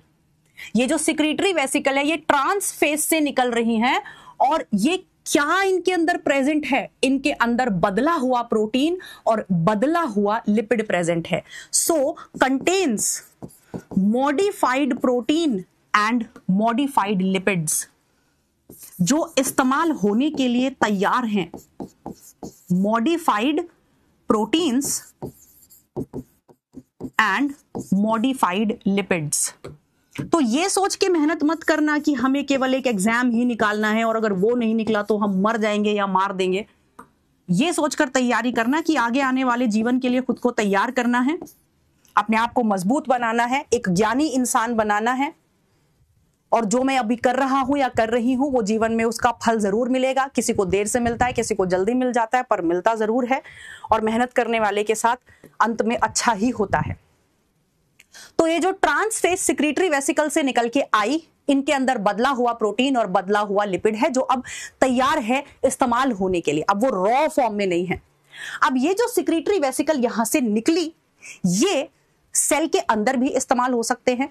जो प्रोटीन्स और लिपिड्स जो बदले हैं, ये सेल के अंदर भी इस्तेमाल हो सकते हैं, यानी कि इंट्रासेल्युलरली भी इस्तेमाल हो सकते हैं और एक्स्ट्रा सेल्युलरली भी इस्तेमाल हो सकते हैं। इन्हें सेल के बाहर भी भेजा जाता है। सपोज जैसे मैं आपको एग्जांपल बताऊं, इंसुलिन कहां बनता है? पेनक्रियाज में, लेकिन इस्तेमाल तो दूसरी जगह पर होता है। तो फिर इंसुलिन जो बना पेनक्रिया के अंदर, उसे सिक्रीटरी वेसिकल में पैक करके बाहर भेजा जाता है, पेनक्रिया के सेल से बाहर भेजा जाता है। यानी कि जो भी प्रोटीन और लिपिड सेल बना रहा है उसे सेल के बाहर भी भेजा जा सकता है। जिस सेल में वो बन रहा है उससे बाहर भी भेजा जा सकता है। और ये बाहर भेजने का काम कौन करता है? Golgi body. इसीलिए तो हम उसे डिलीवरी बॉय कहते हैं। अगर सेल के अंदर ही इस्तेमाल होना है तो भी गोल्जी बॉडी कहता है कि इसे सेल के अंदर इस्तेमाल कर लो, करना है तो, लेकिन कहीं और भेजना है तो कहीं और भेज देते हैं, तो इसीलिए हम इसे डिलीवरी बॉय कहते हैं। सो ये जो सिक्रीटरी वेसिकल्स हैं,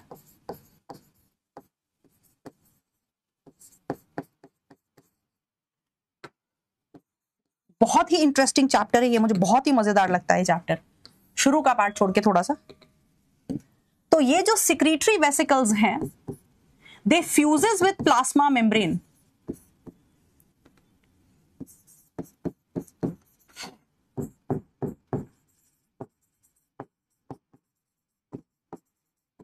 ये प्लाज्मा मेम्ब्रेन के साथ फ्यूज हो जाती हैं टू एक्सपोर्ट, क्या करने के लिए? एक्सपोर्ट करने के लिए, टू एक्सपोर्ट द मटीरियल्स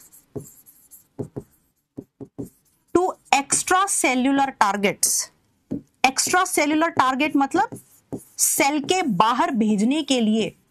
अगर सेल के बाहर भेजना है इन प्रोटीन्स वगैरह को, तो ये सिक्रीटरी वेसिकल क्या करती हैं? ये सिक्रीटरी वेसिकल प्लाज्मा मेम्ब्रेन के साथ फ्यूज हो जाती हैं और सिक्रीशंस को सेल के बाहर भेज देती हैं। तो ये सिक्रीटरी वेसिकल जो गोल्जी बॉडी से निकली, ये प्लाज्मा मेम्ब्रेन के साथ फ्यूज हो गई और जो सिक्रीशंस हैं उनको सेल के बाहर भेज दिया। यानी कि सेल के बाहर भी इस्तेमाल हो सकती हैं ये सिक्रीशंस, और दीज सिक्रीशंस और दीज मॉडिफाइड प्रोटीन्स और lipids can be used for intracellular targets.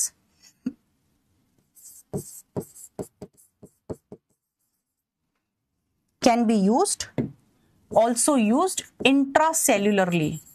Cell के अंदर भी इस्तेमाल किया जाता है। इंट्रासेल्युलरली मतलब सेल के अंदर, एक्स्ट्रा सेल्युलरली मतलब सेल के बाहर।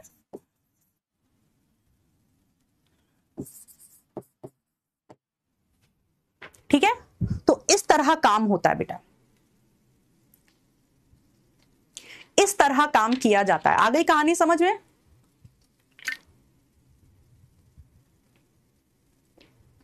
इस तरह काम किया जाता है। ठीक है बेटा जी? जी मैम। तो गोल्जी बॉडी ने क्या किया?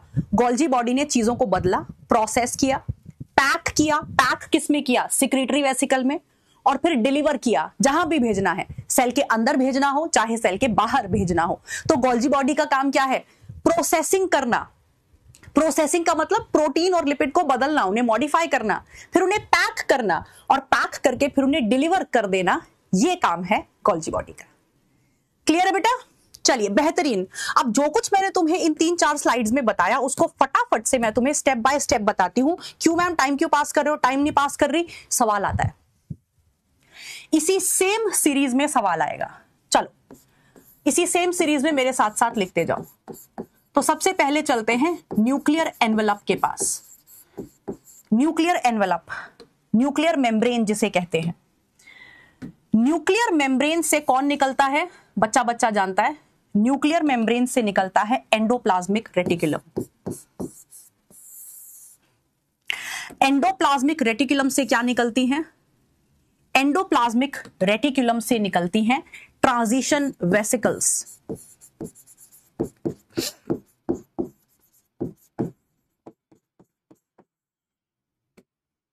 Transition vesicles from ER. ठीक है? और उनके अंदर क्या होता है? Contains secretions of ER. जो कुछ ईआर ने बनाया वो इनके अंदर होता है, ट्रांजिशन वेसिकल के अंदर। फिर इसके बाद क्या होता है? बच्चा बच्चा जानता है। ये जो ट्रांजिशन वेसिकल्स हैं fuses with cis face of Golgi body.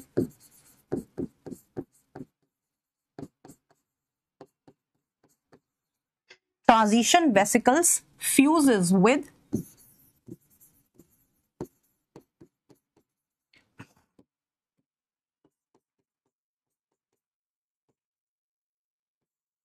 cis face of cisternae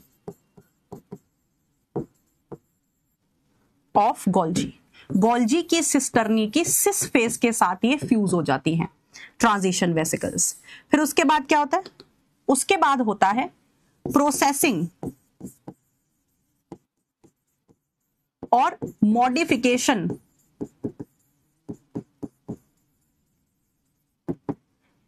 और प्रोसेसिंग और मॉडिफिकेशन के दौरान क्या हो रहा है? ग्लाइकोसाइडेशन, साइलेशन या ग्लाइकोसाइडेशन हो रहा है इनसाइड सिस्टर्नी। सिस्टर्नी के अंदर प्रोसेसिंग हुई।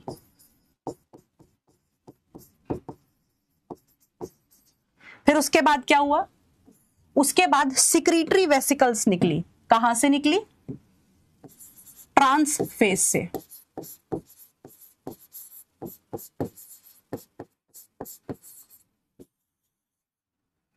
अराइजेस फ्रॉम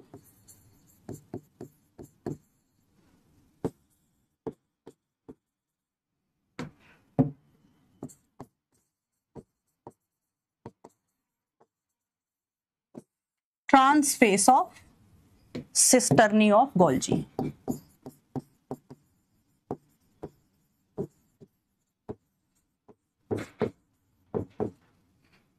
फिर इसके बाद क्या हुआ? इसके बाद they are then processed proteins और लिपिड्स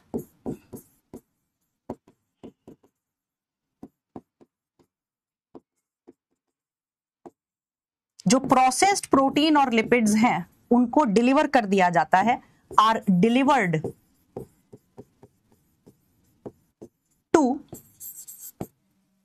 या तो इंट्रासेल्युलर टारगेट्स में या एक्स्ट्रा सेल्युलर टारगेट्स को।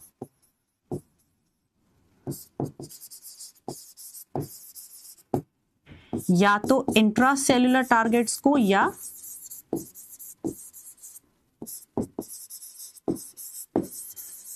एक्स्ट्रा सेल्युलर टारगेट्स को। चलो तो ये पूरी कहानी मैंने तुम्हारे सामने बना दी बेटा। ठीक है, देख लो। और इस पे सवाल आता है। अब कैसा सवाल आता है, अभी जब सवाल कराऊंगी तो समझ में आ जाएगा।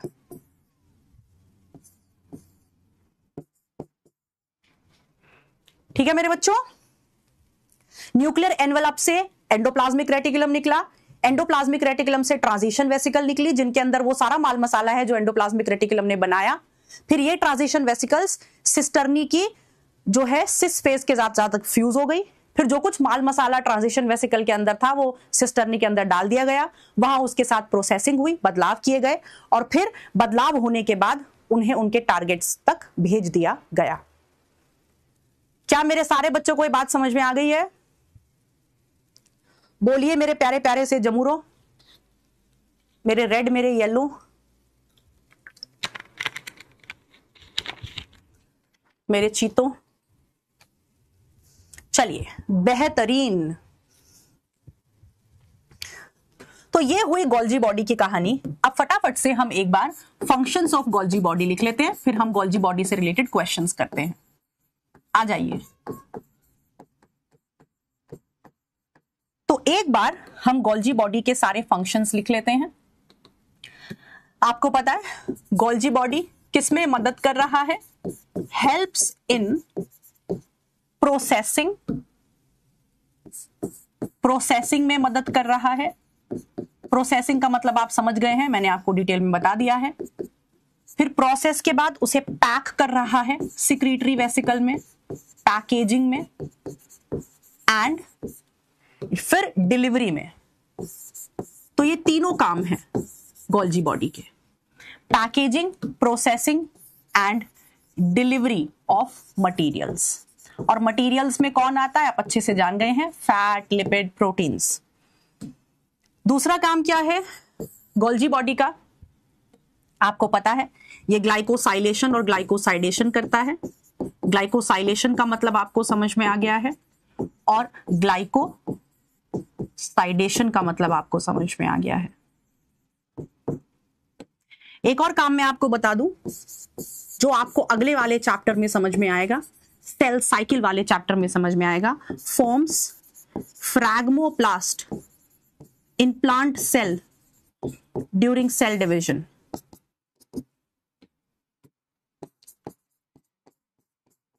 इन plant cell during cell division.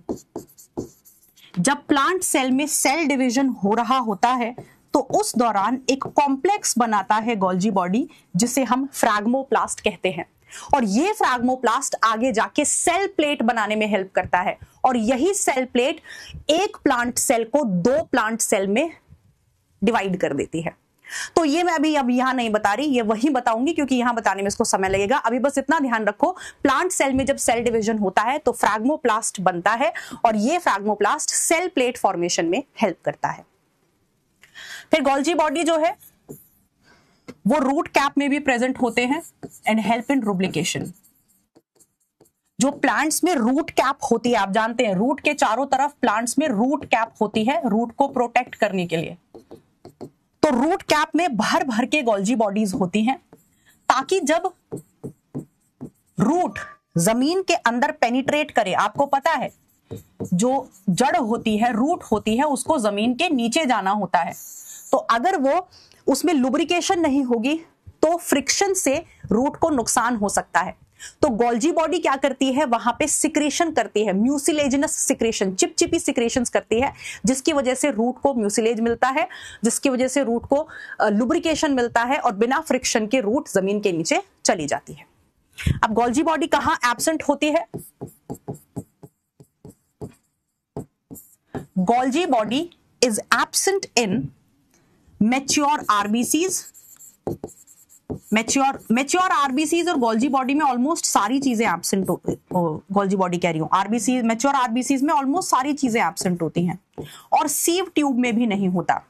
आप जानते हैं कि प्लांट्स के केस में जो फ्लोएम होता है, फ्लोएम जो टिश्यू होता है उसके पास सीव ट्यूब होती है, वहां भी गोल्जी बॉडी नहीं होती है। क्लियर है मेरे बच्चों? चलिए, तो इसके साथ गोल्जी बॉडी होता है स्वाहा, इसके साथ गोल्जी बॉडी होता है स्वाहा। तो आपने अपने सेल की चार चीजों को बहुत अच्छे से जान लिया। सेल वॉल को, प्लाज्मा मेम्ब्रेन को आपने कितने अच्छे से जाना, प्लाज्मा मेम्ब्रेन के पास क्या क्या होता है, प्रोटीन, लिपिड, वो कैसे काम करती है, कैसे ट्रांसपोर्ट होता है उसके चारों तरफ, इतना आपने अच्छे से जाना। कितना इंपॉर्टेंट रोल प्ले करती है आपकी प्लाज्मा मेम्ब्रेन। आपने अपने सेल के एंडोप्लाज्मिक रेटिकुलम को जाना। आप जब भी आंखें बंद करोगे तो जानोगे आपका एंडोप्लाज्मिक रेटिकुलम आपके लिए कंटिन्यूअसली प्रोटीन, लिपिड, फैट बना रहा है। आप जब भी आंखें बंद करोगे तो आपकी गोल्जी बॉडी क्या करने में लगी हुई है, गोल्जी बॉडी पैक कर रही है, प्रोसेस कर रही है, डिलीवरी कर रही है, पैक कर रही है, प्रोसेस कर रही है, डिलीवरी कर रही है। तो सोचो कितना काम कर रहा है आपका सेल आपके लिए। हर दिन सुबह उठ के अपने सेल को 2 पुच्ची काटनी चाहिए आपको। कैसे काटोगे मैम? वर्चुअली। चलिए पहले फटाफट से एक बार एनसीईआरटी से रीड करते हैं, फिर इससे रिलेटेड क्वेश्चन करते हैं। आ जाइए सारे बच्चे, अपनी अपनी एनसीईआरटी ओपन कर लीजिए जी। कमीलो गोल्जी 1898 में इन्होंने सबसे पहले सेल के अंदर डेंसली स्टेन्ड रेटिकुलर स्ट्रक्चर्स देखे। डेंसली स्टेन्ड का मतलब मैंने आपको बता दिया है, जो अच्छे से स्टेन पकड़ लें और चमकदार दिखाई दे। जो है यहां पे मैंने आपको बता दिया है, खेला खेला जा सकता है। वो उल्टा लिख देगा इसको कि जो गोल्जी बॉडी होती है वो लाइटली स्टेन्ड होती है।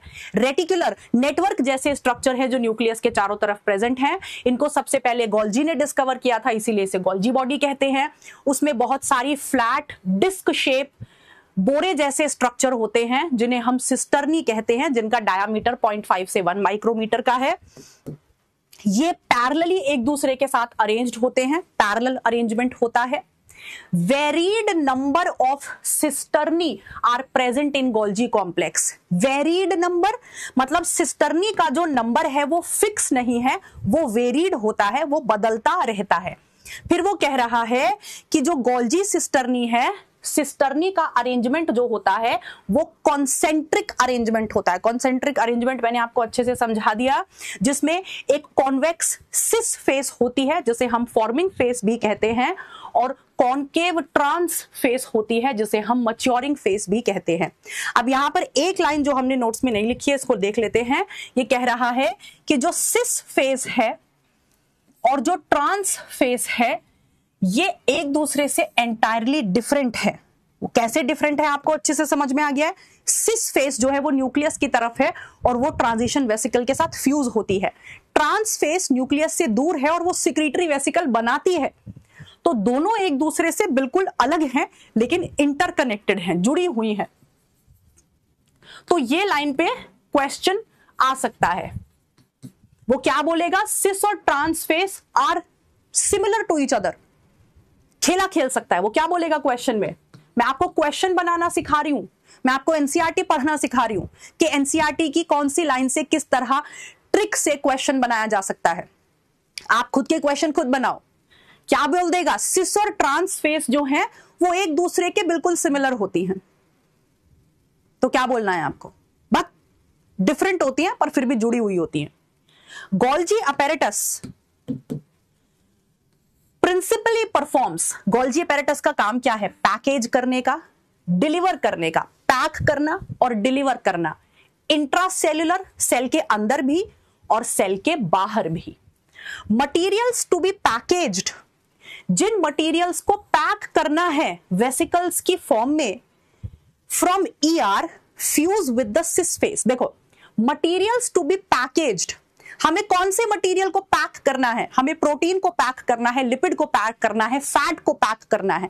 तो ये कह रहा है जिन भी मटेरियल को आपको पैक करके भेजना है वो कहां से आते हैं? वो एंडोप्लाज्मिक रेटिकुलम से आते हैं। हम सब जानते हैं प्रोटीन, लिपिड, फैट कहां से आता है? एंडोप्लाज्मिक रेटिकुलम से आता है। तो ये कह रहा है मटेरियल्स टू बी पैकेज्ड, जो मटेरियल आपको पैक करके भेजने हैं वो कहां से आते हैं? वो वेसिकल्स की फॉर्म में आते हैं। और कौन सी वेसिकल बताई मैम ने? Transition vesicle. कौन सी वेसिकल बताई मैम ने? Transition vesicle. तो वो ट्रांजिशन वेसिकल की फॉर्म में आते हैं। कहां से आते हैं? वो आपके ईआर से आते हैं। और किसके साथ फ्यूज हो जाते हैं? They fuse with cis face of the Golgi body. और फिर वो किसकी तरफ मूव करते हैं?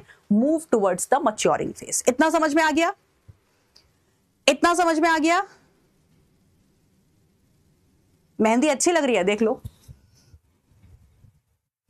अच्छी लग रही है। थैंक यू, आज काम आएगी शादी में। This explains why Golgi apparatus remains in close association with, ये समझाता है कि गोल्जी बॉडी जो है वो एंडोप्लाज्मिक रेटिकुलम के साथ इतनी क्लोजली एसोसिएटेड क्यों है। A number of proteins, बहुत सारे प्रोटीन्स जिनको राइबोसोम बनाता है, और राइबोसोम किसके साथ जुड़ा हुआ है, RER के साथ। तो बहुत सारे प्रोटीन्स जो एंडोप्लाज्मिक रेटिकुलम में बनते हैं उन्हें बदला जाता है, आर मॉडिफाइड, उन्हें बदल दिया जाता है in the cisternae of Golgi body.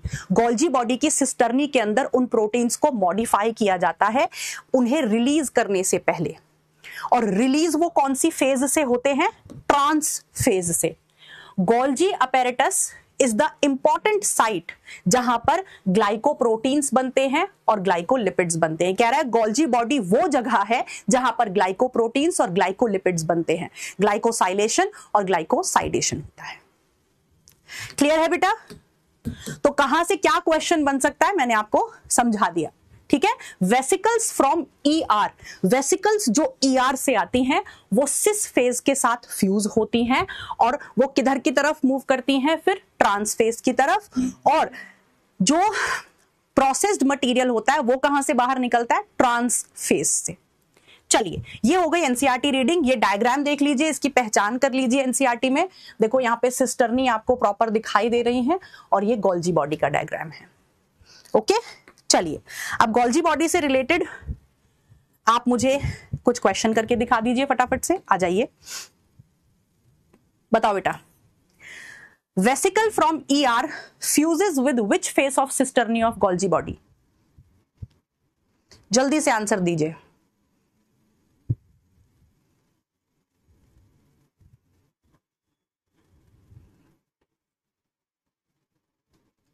Sumaira कह रही है मैम आप शादी में कैसे लगोगे, हमें देखना है।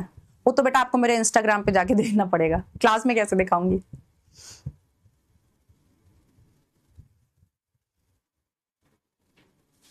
चलिए,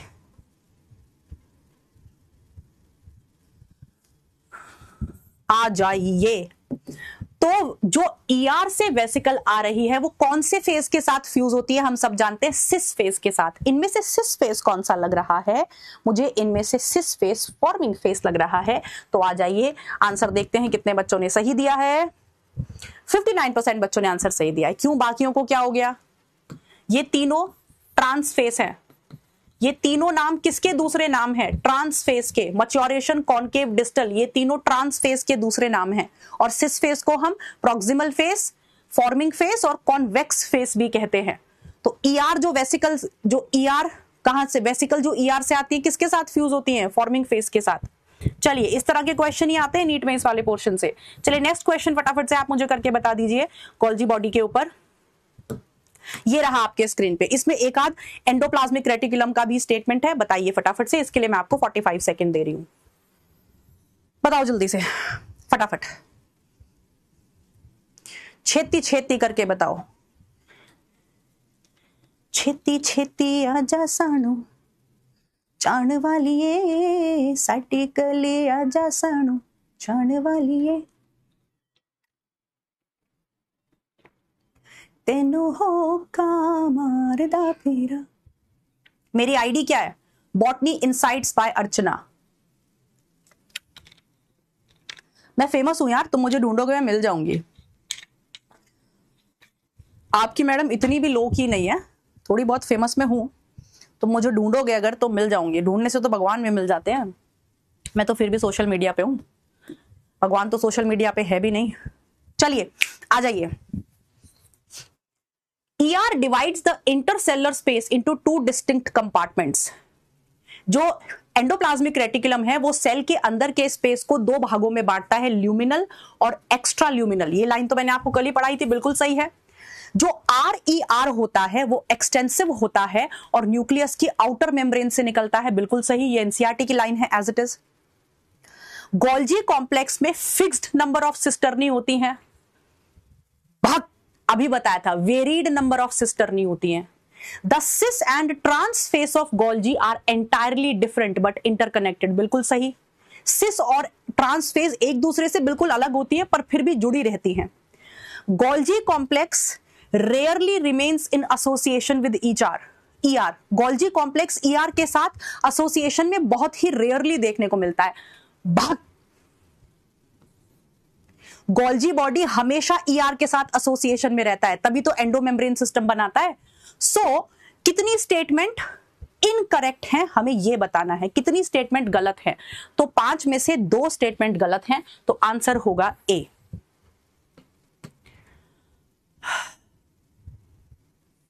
केवल 42% बच्चों ने आंसर सही दिया है। मुझे पता है इसमें आपने 2 चीजें करी होंगी काफी सारे बच्चों ने। पहली बात तो काफी सारे बच्चों ने इनकरेक्ट देखा ही नहीं होगा, करेक्ट स्टेटमेंट बता दी होगी, पहली सिली मिस्टेक। दूसरी सिली मिस्टेक, ये वाली जो लास्ट वाली स्टेटमेंट है इस पे भी काफी बच्चों ने ध्यान नहीं दिया होगा। चलिए, तो ये वाला क्वेश्चन भी आप करके बता दीजिए फटाफट से गोल्जी बॉडी के बारे में। 30 सेकंड दे रही हूं, आपका समय शुरू होता है अब। फटाफट से पढ़िए और आंसर दीजिए।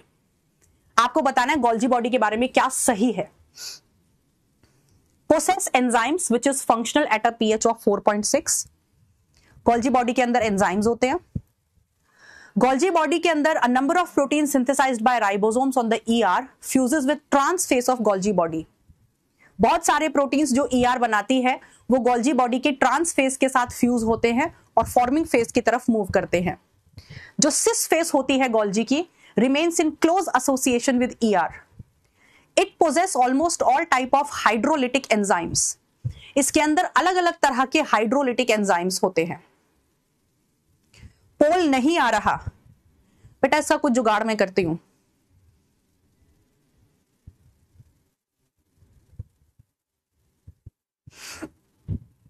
देखो, गोल्जी बॉडी के अंदर एंजाइम्स नहीं होते हैं। जहां भी एंजाइम्स होते हैं वो चीज डाइजेशन करती है।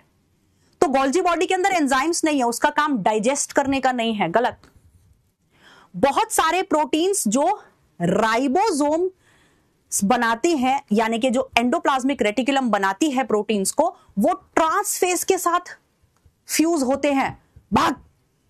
वो सिस फेज के साथ फ्यूज होते हैं और मूव करते हैं टुवर्ड्स द ट्रांस फेज। जो सिस फेज है गोल्जी बॉडी का वो ER के साथ क्लोजली एसोसिएटेड होता है। हां, उसके अंदर बहुत सारे हाइड्रो यानी कि डाइजेस्टिव एंजाइम्स होते हैं, नहीं। तो बाकी तीनों स्टेटमेंट गलत है। हाइड्रोलिटिक एंजाइम्स लाइसोसोम के अंदर होते हैं। क्या हो गया?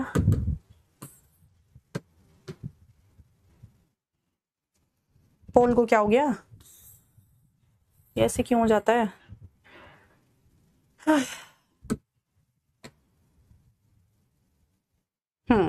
सी। तो 67% बच्चों ने आंसर सही दिया है। वेरी नाइस, वेरी गुड, अच्छे बच्चे हो तुम, प्यारे बच्चे हो। चलिए ये फटाफट से वाला क्वेश्चन करके दिखाइए, देखते हैं कितने बच्चे इसका आंसर सही देंगे। ये मैंने आपको बताया, जल्दी से करके बताओ। Order the following organelles in a way that depicts how membranes are likely to move through the cell. आपको बताना है कैसे कैसे मूवमेंट होता है। Nuclear envelope, vesicle, ER, Golgi apparatus, plasma membrane. Poll नहीं आ रहा बेटा, मैंने टेक टीम से बात करी थी, एक बार और बात कर देती हूं। पोल नहीं आ रहा है, मैंने टेक टीम से बात करी थी, एक बार और बात कर लेती हूं। मम्मी बोल रही है म्यूजिक क्लास चल रही है। हाँ, मम्मी से बोलो कि मम्मी पढ़ाई को भी इंजॉय करना है हमें। अब हमें पढ़ाई को बोझ नहीं मानना है। हमारी class is like a movie, यहाँ पे सब मिलेगा, मोटिवेशन मिलेगा, गाना मिलेगा, पढ़ाई मिलेगी, और मौज मस्ती में कैसे नीट क्लियर हो जाएगा पता भी नहीं चलेगा। रोना धोना नहीं है, पढ़ना है। चलो, तो हम जानते हैं सबसे पहले न्यूक्लियर एनवेलप, जो न्यूक्लियस की मेम्ब्रेन होती है, मैंने आपको पूरा ये अभी ऑर्डर करके बनाया था। न्यूक्लियर एनवेलप से क्या निकलता है? Endoplasmic reticulum. अभी बताया, अभी पूरा समझाया है। तो सबसे पहले क्या आएगा? Nuclear envelope. न्यूक्लियर एनवेलप से क्या निकलता है? Endoplasmic reticulum. एंडोप्लाज्मिक रेटिकुलम से क्या निकलती है? Transition vesicle. फिर वो किसके साथ जाकर जुड़ती है? Cis face of Golgi body. फिर cis face of Golgi body से क्या निकलती है? Secretory vesicle. और वो सिक्रीटरी वेसिकल फिर किसके साथ जाकर फ्यूज हो जाती है? प्लाज्मा मेम्ब्रेन, और फिर माल मसाले को सेल के बाहर भेज दिया जाता है। सो BADCDE, BADCDE। अब यहां पे सिर्फ वेसिकल शब्द का इस्तेमाल हुआ है, तो वेसिकल आप कहीं भी छाप सकते हो, आप सिक्रीटरी वेसिकल भी मान सकते हो इसे, और ट्रांजिशन वेसिकल भी मान सकते हो। तो न्यूक्लियर एनवलप से एंडोप्लाज्मिक रेटिकुलम निकला, एंडोप्लाज्मिक रेटिकुलम से वेसिकल निकली। कौन सी वेसिकल? ट्रांजिशन वेसिकल, जो फ्यूज हुई गोल्जी बॉडी की सिस फेस के साथ। फिर गोल्जी बॉडी की ट्रांस फेस से निकली सिक्रीटरी वेसिकल, और वो फ्यूज हुई प्लाज्मा मेम्ब्रेन के साथ। Clear? So answer would be D. तो 76% बच्चों ने आंसर सही दिया है। वेरी नाइस बेटा। बागड़ बिलोटा, आप अच्छा कर रहे हो पोल में, लेकिन मैं चाहती हूं कि आप अपना नाम रखो। मेरी स्माइल क्यूट है, थैंक यू बेटा। स्माइल सबकी क्यूट होती है। आप लोग भी जीवन में हंसते रहो, खेलते रहो। हंसना बहुत जरूरी है।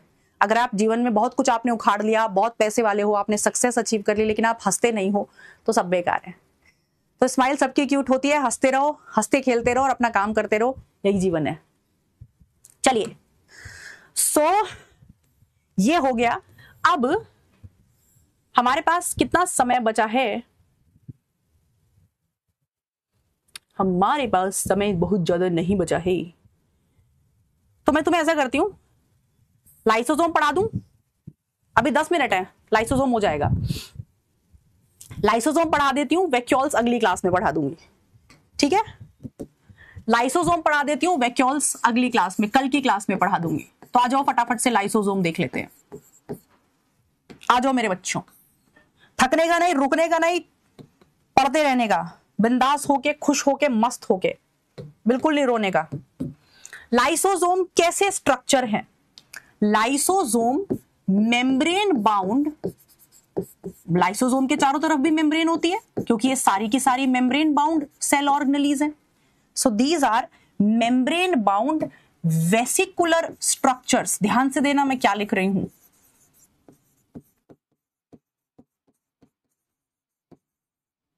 ये membrane bound vesicular structures हैं जो कहां से निकलते हैं? Which arise from, पहले लिख लूं फिर समझाती हूं, मेरे साथ साथ लिखते चलो फटाफट से। Which arises from transface,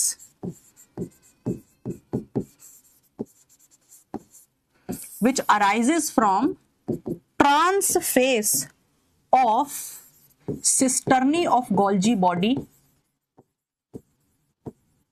NCERT की स्टेटमेंट है, बहुत प्यारी लाइन है। cisternae of Golgi body during the process of packaging।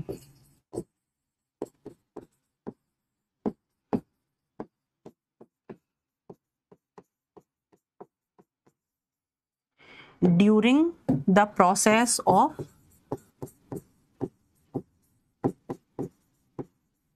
packaging। अब देखो, तुम्हें याद है अभी मैंने बताया था कि गोल्जी बॉडी की जो सिस्टर्नी है, उससे गोल्जी बॉडी की जो सिस्टर्नी है उससे कुछ वैक्यूल्स निकलते हैं जिन्हें गोल्जियन वैक्यूल्स कहते हैं। तो जो गोल्जी बॉडी की सिस्टर्नी की ट्रांसफेस है, गोल्जी बॉडी की सिस्टर्नी की जो ट्रांसफेस है, जिस दौरान पैकेजिंग हो रही होती है, पैकेजिंग का काम चल रहा होता है, वहां पर इस तरह के छोटे छोटे वेसिकल जैसे स्ट्रक्चर निकलते हैं और इन्हीं को हम लाइसोसोम कहते हैं। तो यानी कि लाइसोसोम बनाने का काम गोल्जी बॉडी का ही है। लाइसोसोम बनाने का काम गोल्जी बॉडी का ही है, गोल्जी बॉडी ही लाइसोसोम बनाती है। तो जब पैकेजिंग का काम चल रहा है उसी दौरान सिस्टर्नी के ट्रांसफेस से ऐसे वेसिकल जैसे स्ट्रक्चर निकलते हैं, इन्हें लाइसोसोम कहते हैं। और इन लाइसोसोम के अंदर होते हैं प्रोटीन्स, और वो प्रोटीन्स बिहेव करते हैं एंजाइम की तरह। वो प्रोटीन बनाए किसने? वो प्रोटीन एंडोप्लाज्मिक रेटिकुलम ने बनाए, उनमें बदलाव किए गए, फिर उन्हें पैक कर दिया गया। पैक करने के बाद उन्हीं में से इस किसी एक को मैंने लाइसोसोम कह दिया। इस लाइसोसोम के अंदर एंजाइम्स हैं। आपको पता है एंजाइम्स प्रोटीन ही होते हैं। एंजाइम्स क्या होते हैं? एंजाइम्स प्रोटीन ही होते हैं। तो ये एंजाइम्स, ये प्रोटीन्स बनाए किसने? एंडोप्लाज्मिक रेटिकुलम ने। उनमें बदलाव कहां हुआ? सिस्टर्नी के अंदर। और जब ट्रांस फेज पे उन्हें पैक किया जा रहा है तो इनमें से कोई एक ही लाइसोसोम की तरह बिहेव कर रहा है, जिसके अंदर प्रोटीन्स हैं, जिसके अंदर एंजाइम्स हैं, राइट? चलिए, तो कौन बना रहा है लाइसोसोम्स को? गोल्जी बॉडी बना रही है, गोल्जी बॉडी की सिस्टर्नी बना रही है। इतना क्लियर हुआ? इतना क्लियर हुआ मेरे बच्चों? जल्दी बोलो फट से।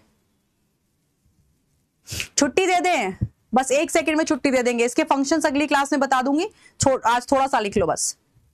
जी मैम, ये तो हमें क्लियर हुआ कि लाइसोसोम्स जो हैं वेसिकल जैसे स्ट्रक्चर हैं जो गोल्जी बॉडी ही बनाती है। इसके अंदर क्या प्रेजेंट होते हैं? लाइसोसोम के अंदर होते हैं hydrolytic enzymes. It contains hydrolytic enzymes.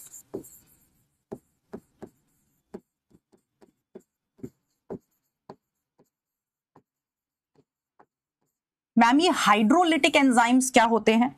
बेटा, हाइड्रोलिटिक एंजाइम्स होते हैं डाइजेस्टिव एंजाइम्स, जो किसी चीज को तोड़ देते हैं। ऐसे एंजाइम्स को हम हाइड्रोलिटिक एंजाइम्स कहते हैं। और कौन कौन से एंजाइम्स प्रेजेंट होते हैं इनसाइड द लाइसोसोम? बता देते हैं फटाफट से। कौन कौन से एंजाइम्स प्रेजेंट होते हैं? न्यूक्लिएजेस, बस ये बता दो, फिर छुट्टी करते हैं। मुझे भी तैयार होना है बेटा, शादी में जाना है, सुंदर सा तैयार होना है। न्यूक्लिएजेस जो न्यूक्लिक एसिड को डाइजेस्ट कर दें। न्यूक्लिएजेस 2 तरह के होते हैं, डीएनएजेस और आरएनएजेस। डीएनएज किसको डाइजेस्ट करता है? डीएनए को डाइजेस्ट करता है, डाइजेस्ट्स डीएनए। और आरएनए किसको डाइजेस्ट करता है? डाइजेस्ट्स आरएनए। और आपको पता है डीएनए और आरएनए दोनों ही न्यूक्लिक एसिड हैं। तो न्यूक्लिएजेस का काम क्या होता है? It digests nucleic acid. Nucleases ऐसे एंजाइम हैं जो न्यूक्लिक एसिड को डाइजेस्ट कर दे, उसे तोड़ दे, उसे हाइड्रोलाइज कर दे। और आप जानते हैं आरएनए भी एक न्यूक्लिक एसिड है और डीएनए भी एक न्यूक्लिक एसिड है। फिर प्रोटीएसिस किसको डाइजेस्ट करेंगे? दे डाइजेस्ट प्रोटीन।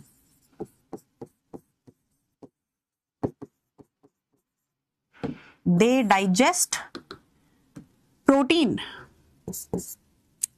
फिर आपके कार्बोहाइड्रेसिस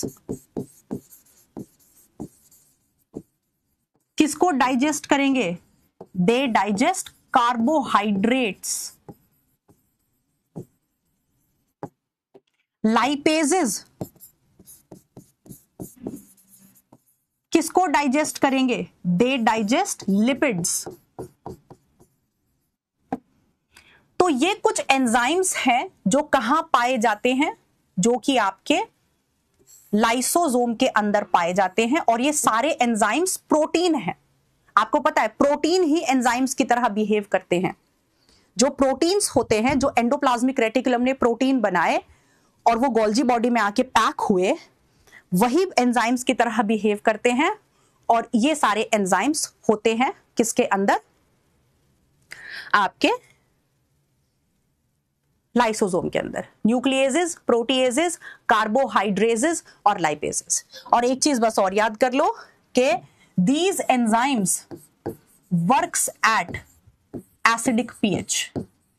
बस आज के लिए इतना रखते हैं। These enzymes works at acidic pH। ये एसिडिक pH पर काम करते हैं। एसिडिक pH कितना होता है? लगभग अप्रोक्सीमेटली 4.6। लाइसोसोम के अंदर जो एंजाइम्स होते हैं वो एसिडिक कंडीशंस में एक्टिवेट होते हैं, वो एसिडिक कंडीशंस में काम करते हैं। वो न्यूट्रल कंडीशन में काम नहीं करते, वो बेसिक कंडीशन में काम नहीं करते। तो इसीलिए लाइसोसोम के अंदर हमेशा प्रोटॉन आयन कॉन्सेंट्रेशन को हाई रखा जाता है और एसिडिक पीएच मेंटेन किया जाता है। तो आज के लिए इतना रखते हैं। अगली क्लास में मैं आपको समझाऊंगी कि लाइसोसोम्स काम कैसे करते हैं और क्यों हम लाइसोसोम्स को सुसाइडल बैग्स कहते हैं। तो उम्मीद है आपको आज का लेक्चर आया होगा पसंद। जाने से पहले क्या आप मेरे लिए एक सवाल कर देंगे? जाने से पहले क्या आप मेरे लिए आप एक क्वेश्चन कर देंगे लाइसोसोम से रिलेटेड? बस वन क्वेश्चन, देन आपकी छुट्टी। कर दीजिए बेटा फटाफट से ये एक क्वेश्चन। आपको ऑड वन आउट बताना है लाइसोसोम के बारे में। क्या गलत आपको यहां लग रहा है? These are membrane bound vesicular structures formed by the process of packaging in Golgi, contain hydrolases, lipases, proteases, carbohydrases. They are capable of digesting carbohydrates, proteins, lipids, nucleic acids and cellulose. They are called as the suicidal bags. जल्दी से बता दीजिए बेटा इसका answer फटाफट से। क्या होना चाहिए दिमाग लगाकर?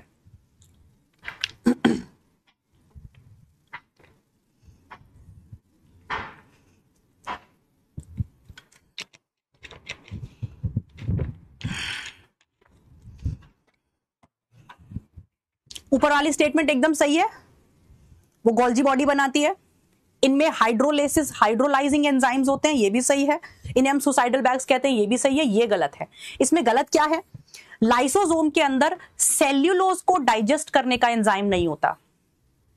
लाइसोसोम के अंदर सेल्यूलेज एंजाइम नहीं होता जो सेल्यूलोज को डाइजेस्ट करता है। सो आप ये लिख लेना, do not contain cellulase, do not contain cellulase. तो लाइसोसोम सेल्यूलोज को डाइजेस्ट नहीं कर सकता है। 36% बच्चों ने आंसर सही दिया है, कोई बात नहीं। चलिए आज का लीडरशिप बोर्ड देख लेते हैं, किस बच्चे ने कितना परफॉर्म किया है। तो आज सबसे अच्छा परफॉर्म किया है शिवांश ने, सारे क्वेश्चंस का आंसर सही दिया है, वेरी नाइस। एवरेज टाइम है 8 सेकंड, वेरी गुड। आशीष ने, निखत, आयुष, प्रीति, अरित्रा, निशा, एकस, समनदीप और अनमोल, वेरी नाइस बेटा। फटाफट जाते जाते एक बार मैं रिसेंट डाउट्स भी देख लेती हूं। मैम आयंस का ट्रांसपोर्ट फैसिलिटेटेड डिफ्यूजन से हो सकता है क्या? बेटा डिपेंड्स ऑन द कंसंट्रेशन। अगर कंसंट्रेशन बाहर ज्यादा है तो some of the ions are facilitated diffused also. Why they are called as suicidal bags, ये कल की क्लास में बताऊंगी। चैट नहीं चल रही है मैम? चल तो रही है। व्हाई लाइसोसोम कल बताऊंगी। सिक्रीटरी वेसिकल्स और लाइसोसोम सेम होते हैं क्या? Lysosome one of the secretory vesicles होते हैं। सारे के सारे सिक्रीटरी वेसिकल्स लाइसोसोम्स नहीं होते, लेकिन हाँ कुछ सिक्रीटरी वेसिकल्स लाइसोसोम की तरह बिहेव करते हैं। व्हाट इज द डिफरेंस बता दिया मैंने आपको। Ma'am amylase, amylase is a type of enzyme जो स्टार्च डाइजेस्ट करता है, वो भी होता है। अमाइलेस एक तरह का कार्बोहाइड्रेस ही है। Amylase enzyme is a type of carbohydrase enzyme. चलिए चलिए बेटा ठीक है, फिर मिलते हैं हम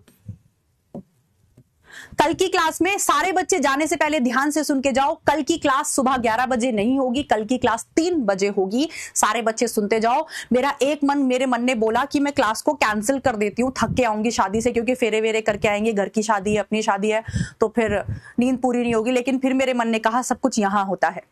अगर हम ये सोचते हैं कि हम थके हुए हैं, हमें अपना काम नहीं करना, बहाने बनाते हैं, तो हमसे नहीं होता। लेकिन अगर हम मन को मजबूत कर लेते हैं तो हर चीज फिर सेकेंडरी हो जाती है। तो मैं कल की क्लास लूंगी, मैं कल की क्लास कैंसिल नहीं करूंगी, शादी भी अटेंड करूंगी, आपकी क्लास भी लूंगी। तो लेकिन कल की क्लास 3 बजे होगी, नोटिफिकेशन आपको पुश हो जाएगा। ध्यान रखिएगा, फिर ये मत बोलेगा मैम हमें तो पता ही नहीं था, हम तो आए ही नहीं, हम तो लाइव क्लास अटेंड ही नहीं कर पाए। तो 3 बजे कल सबको आना है। और ऐसे ही आपको भी बहाने नहीं बनाने हैं पूरे साल। अपने बाकी काम भी करो, लाइफ को बैलेंस करो और पढ़ाई को हैम्पर मत होने दो। सब कुछ यहां होता है, यहां से अगर आप मजबूत हो तो आप लाइफ में कुछ भी कर सकते हो। तो चलिए bye, tata, love you all, मिलते हैं कल 3 बजे। Tata, bye bye.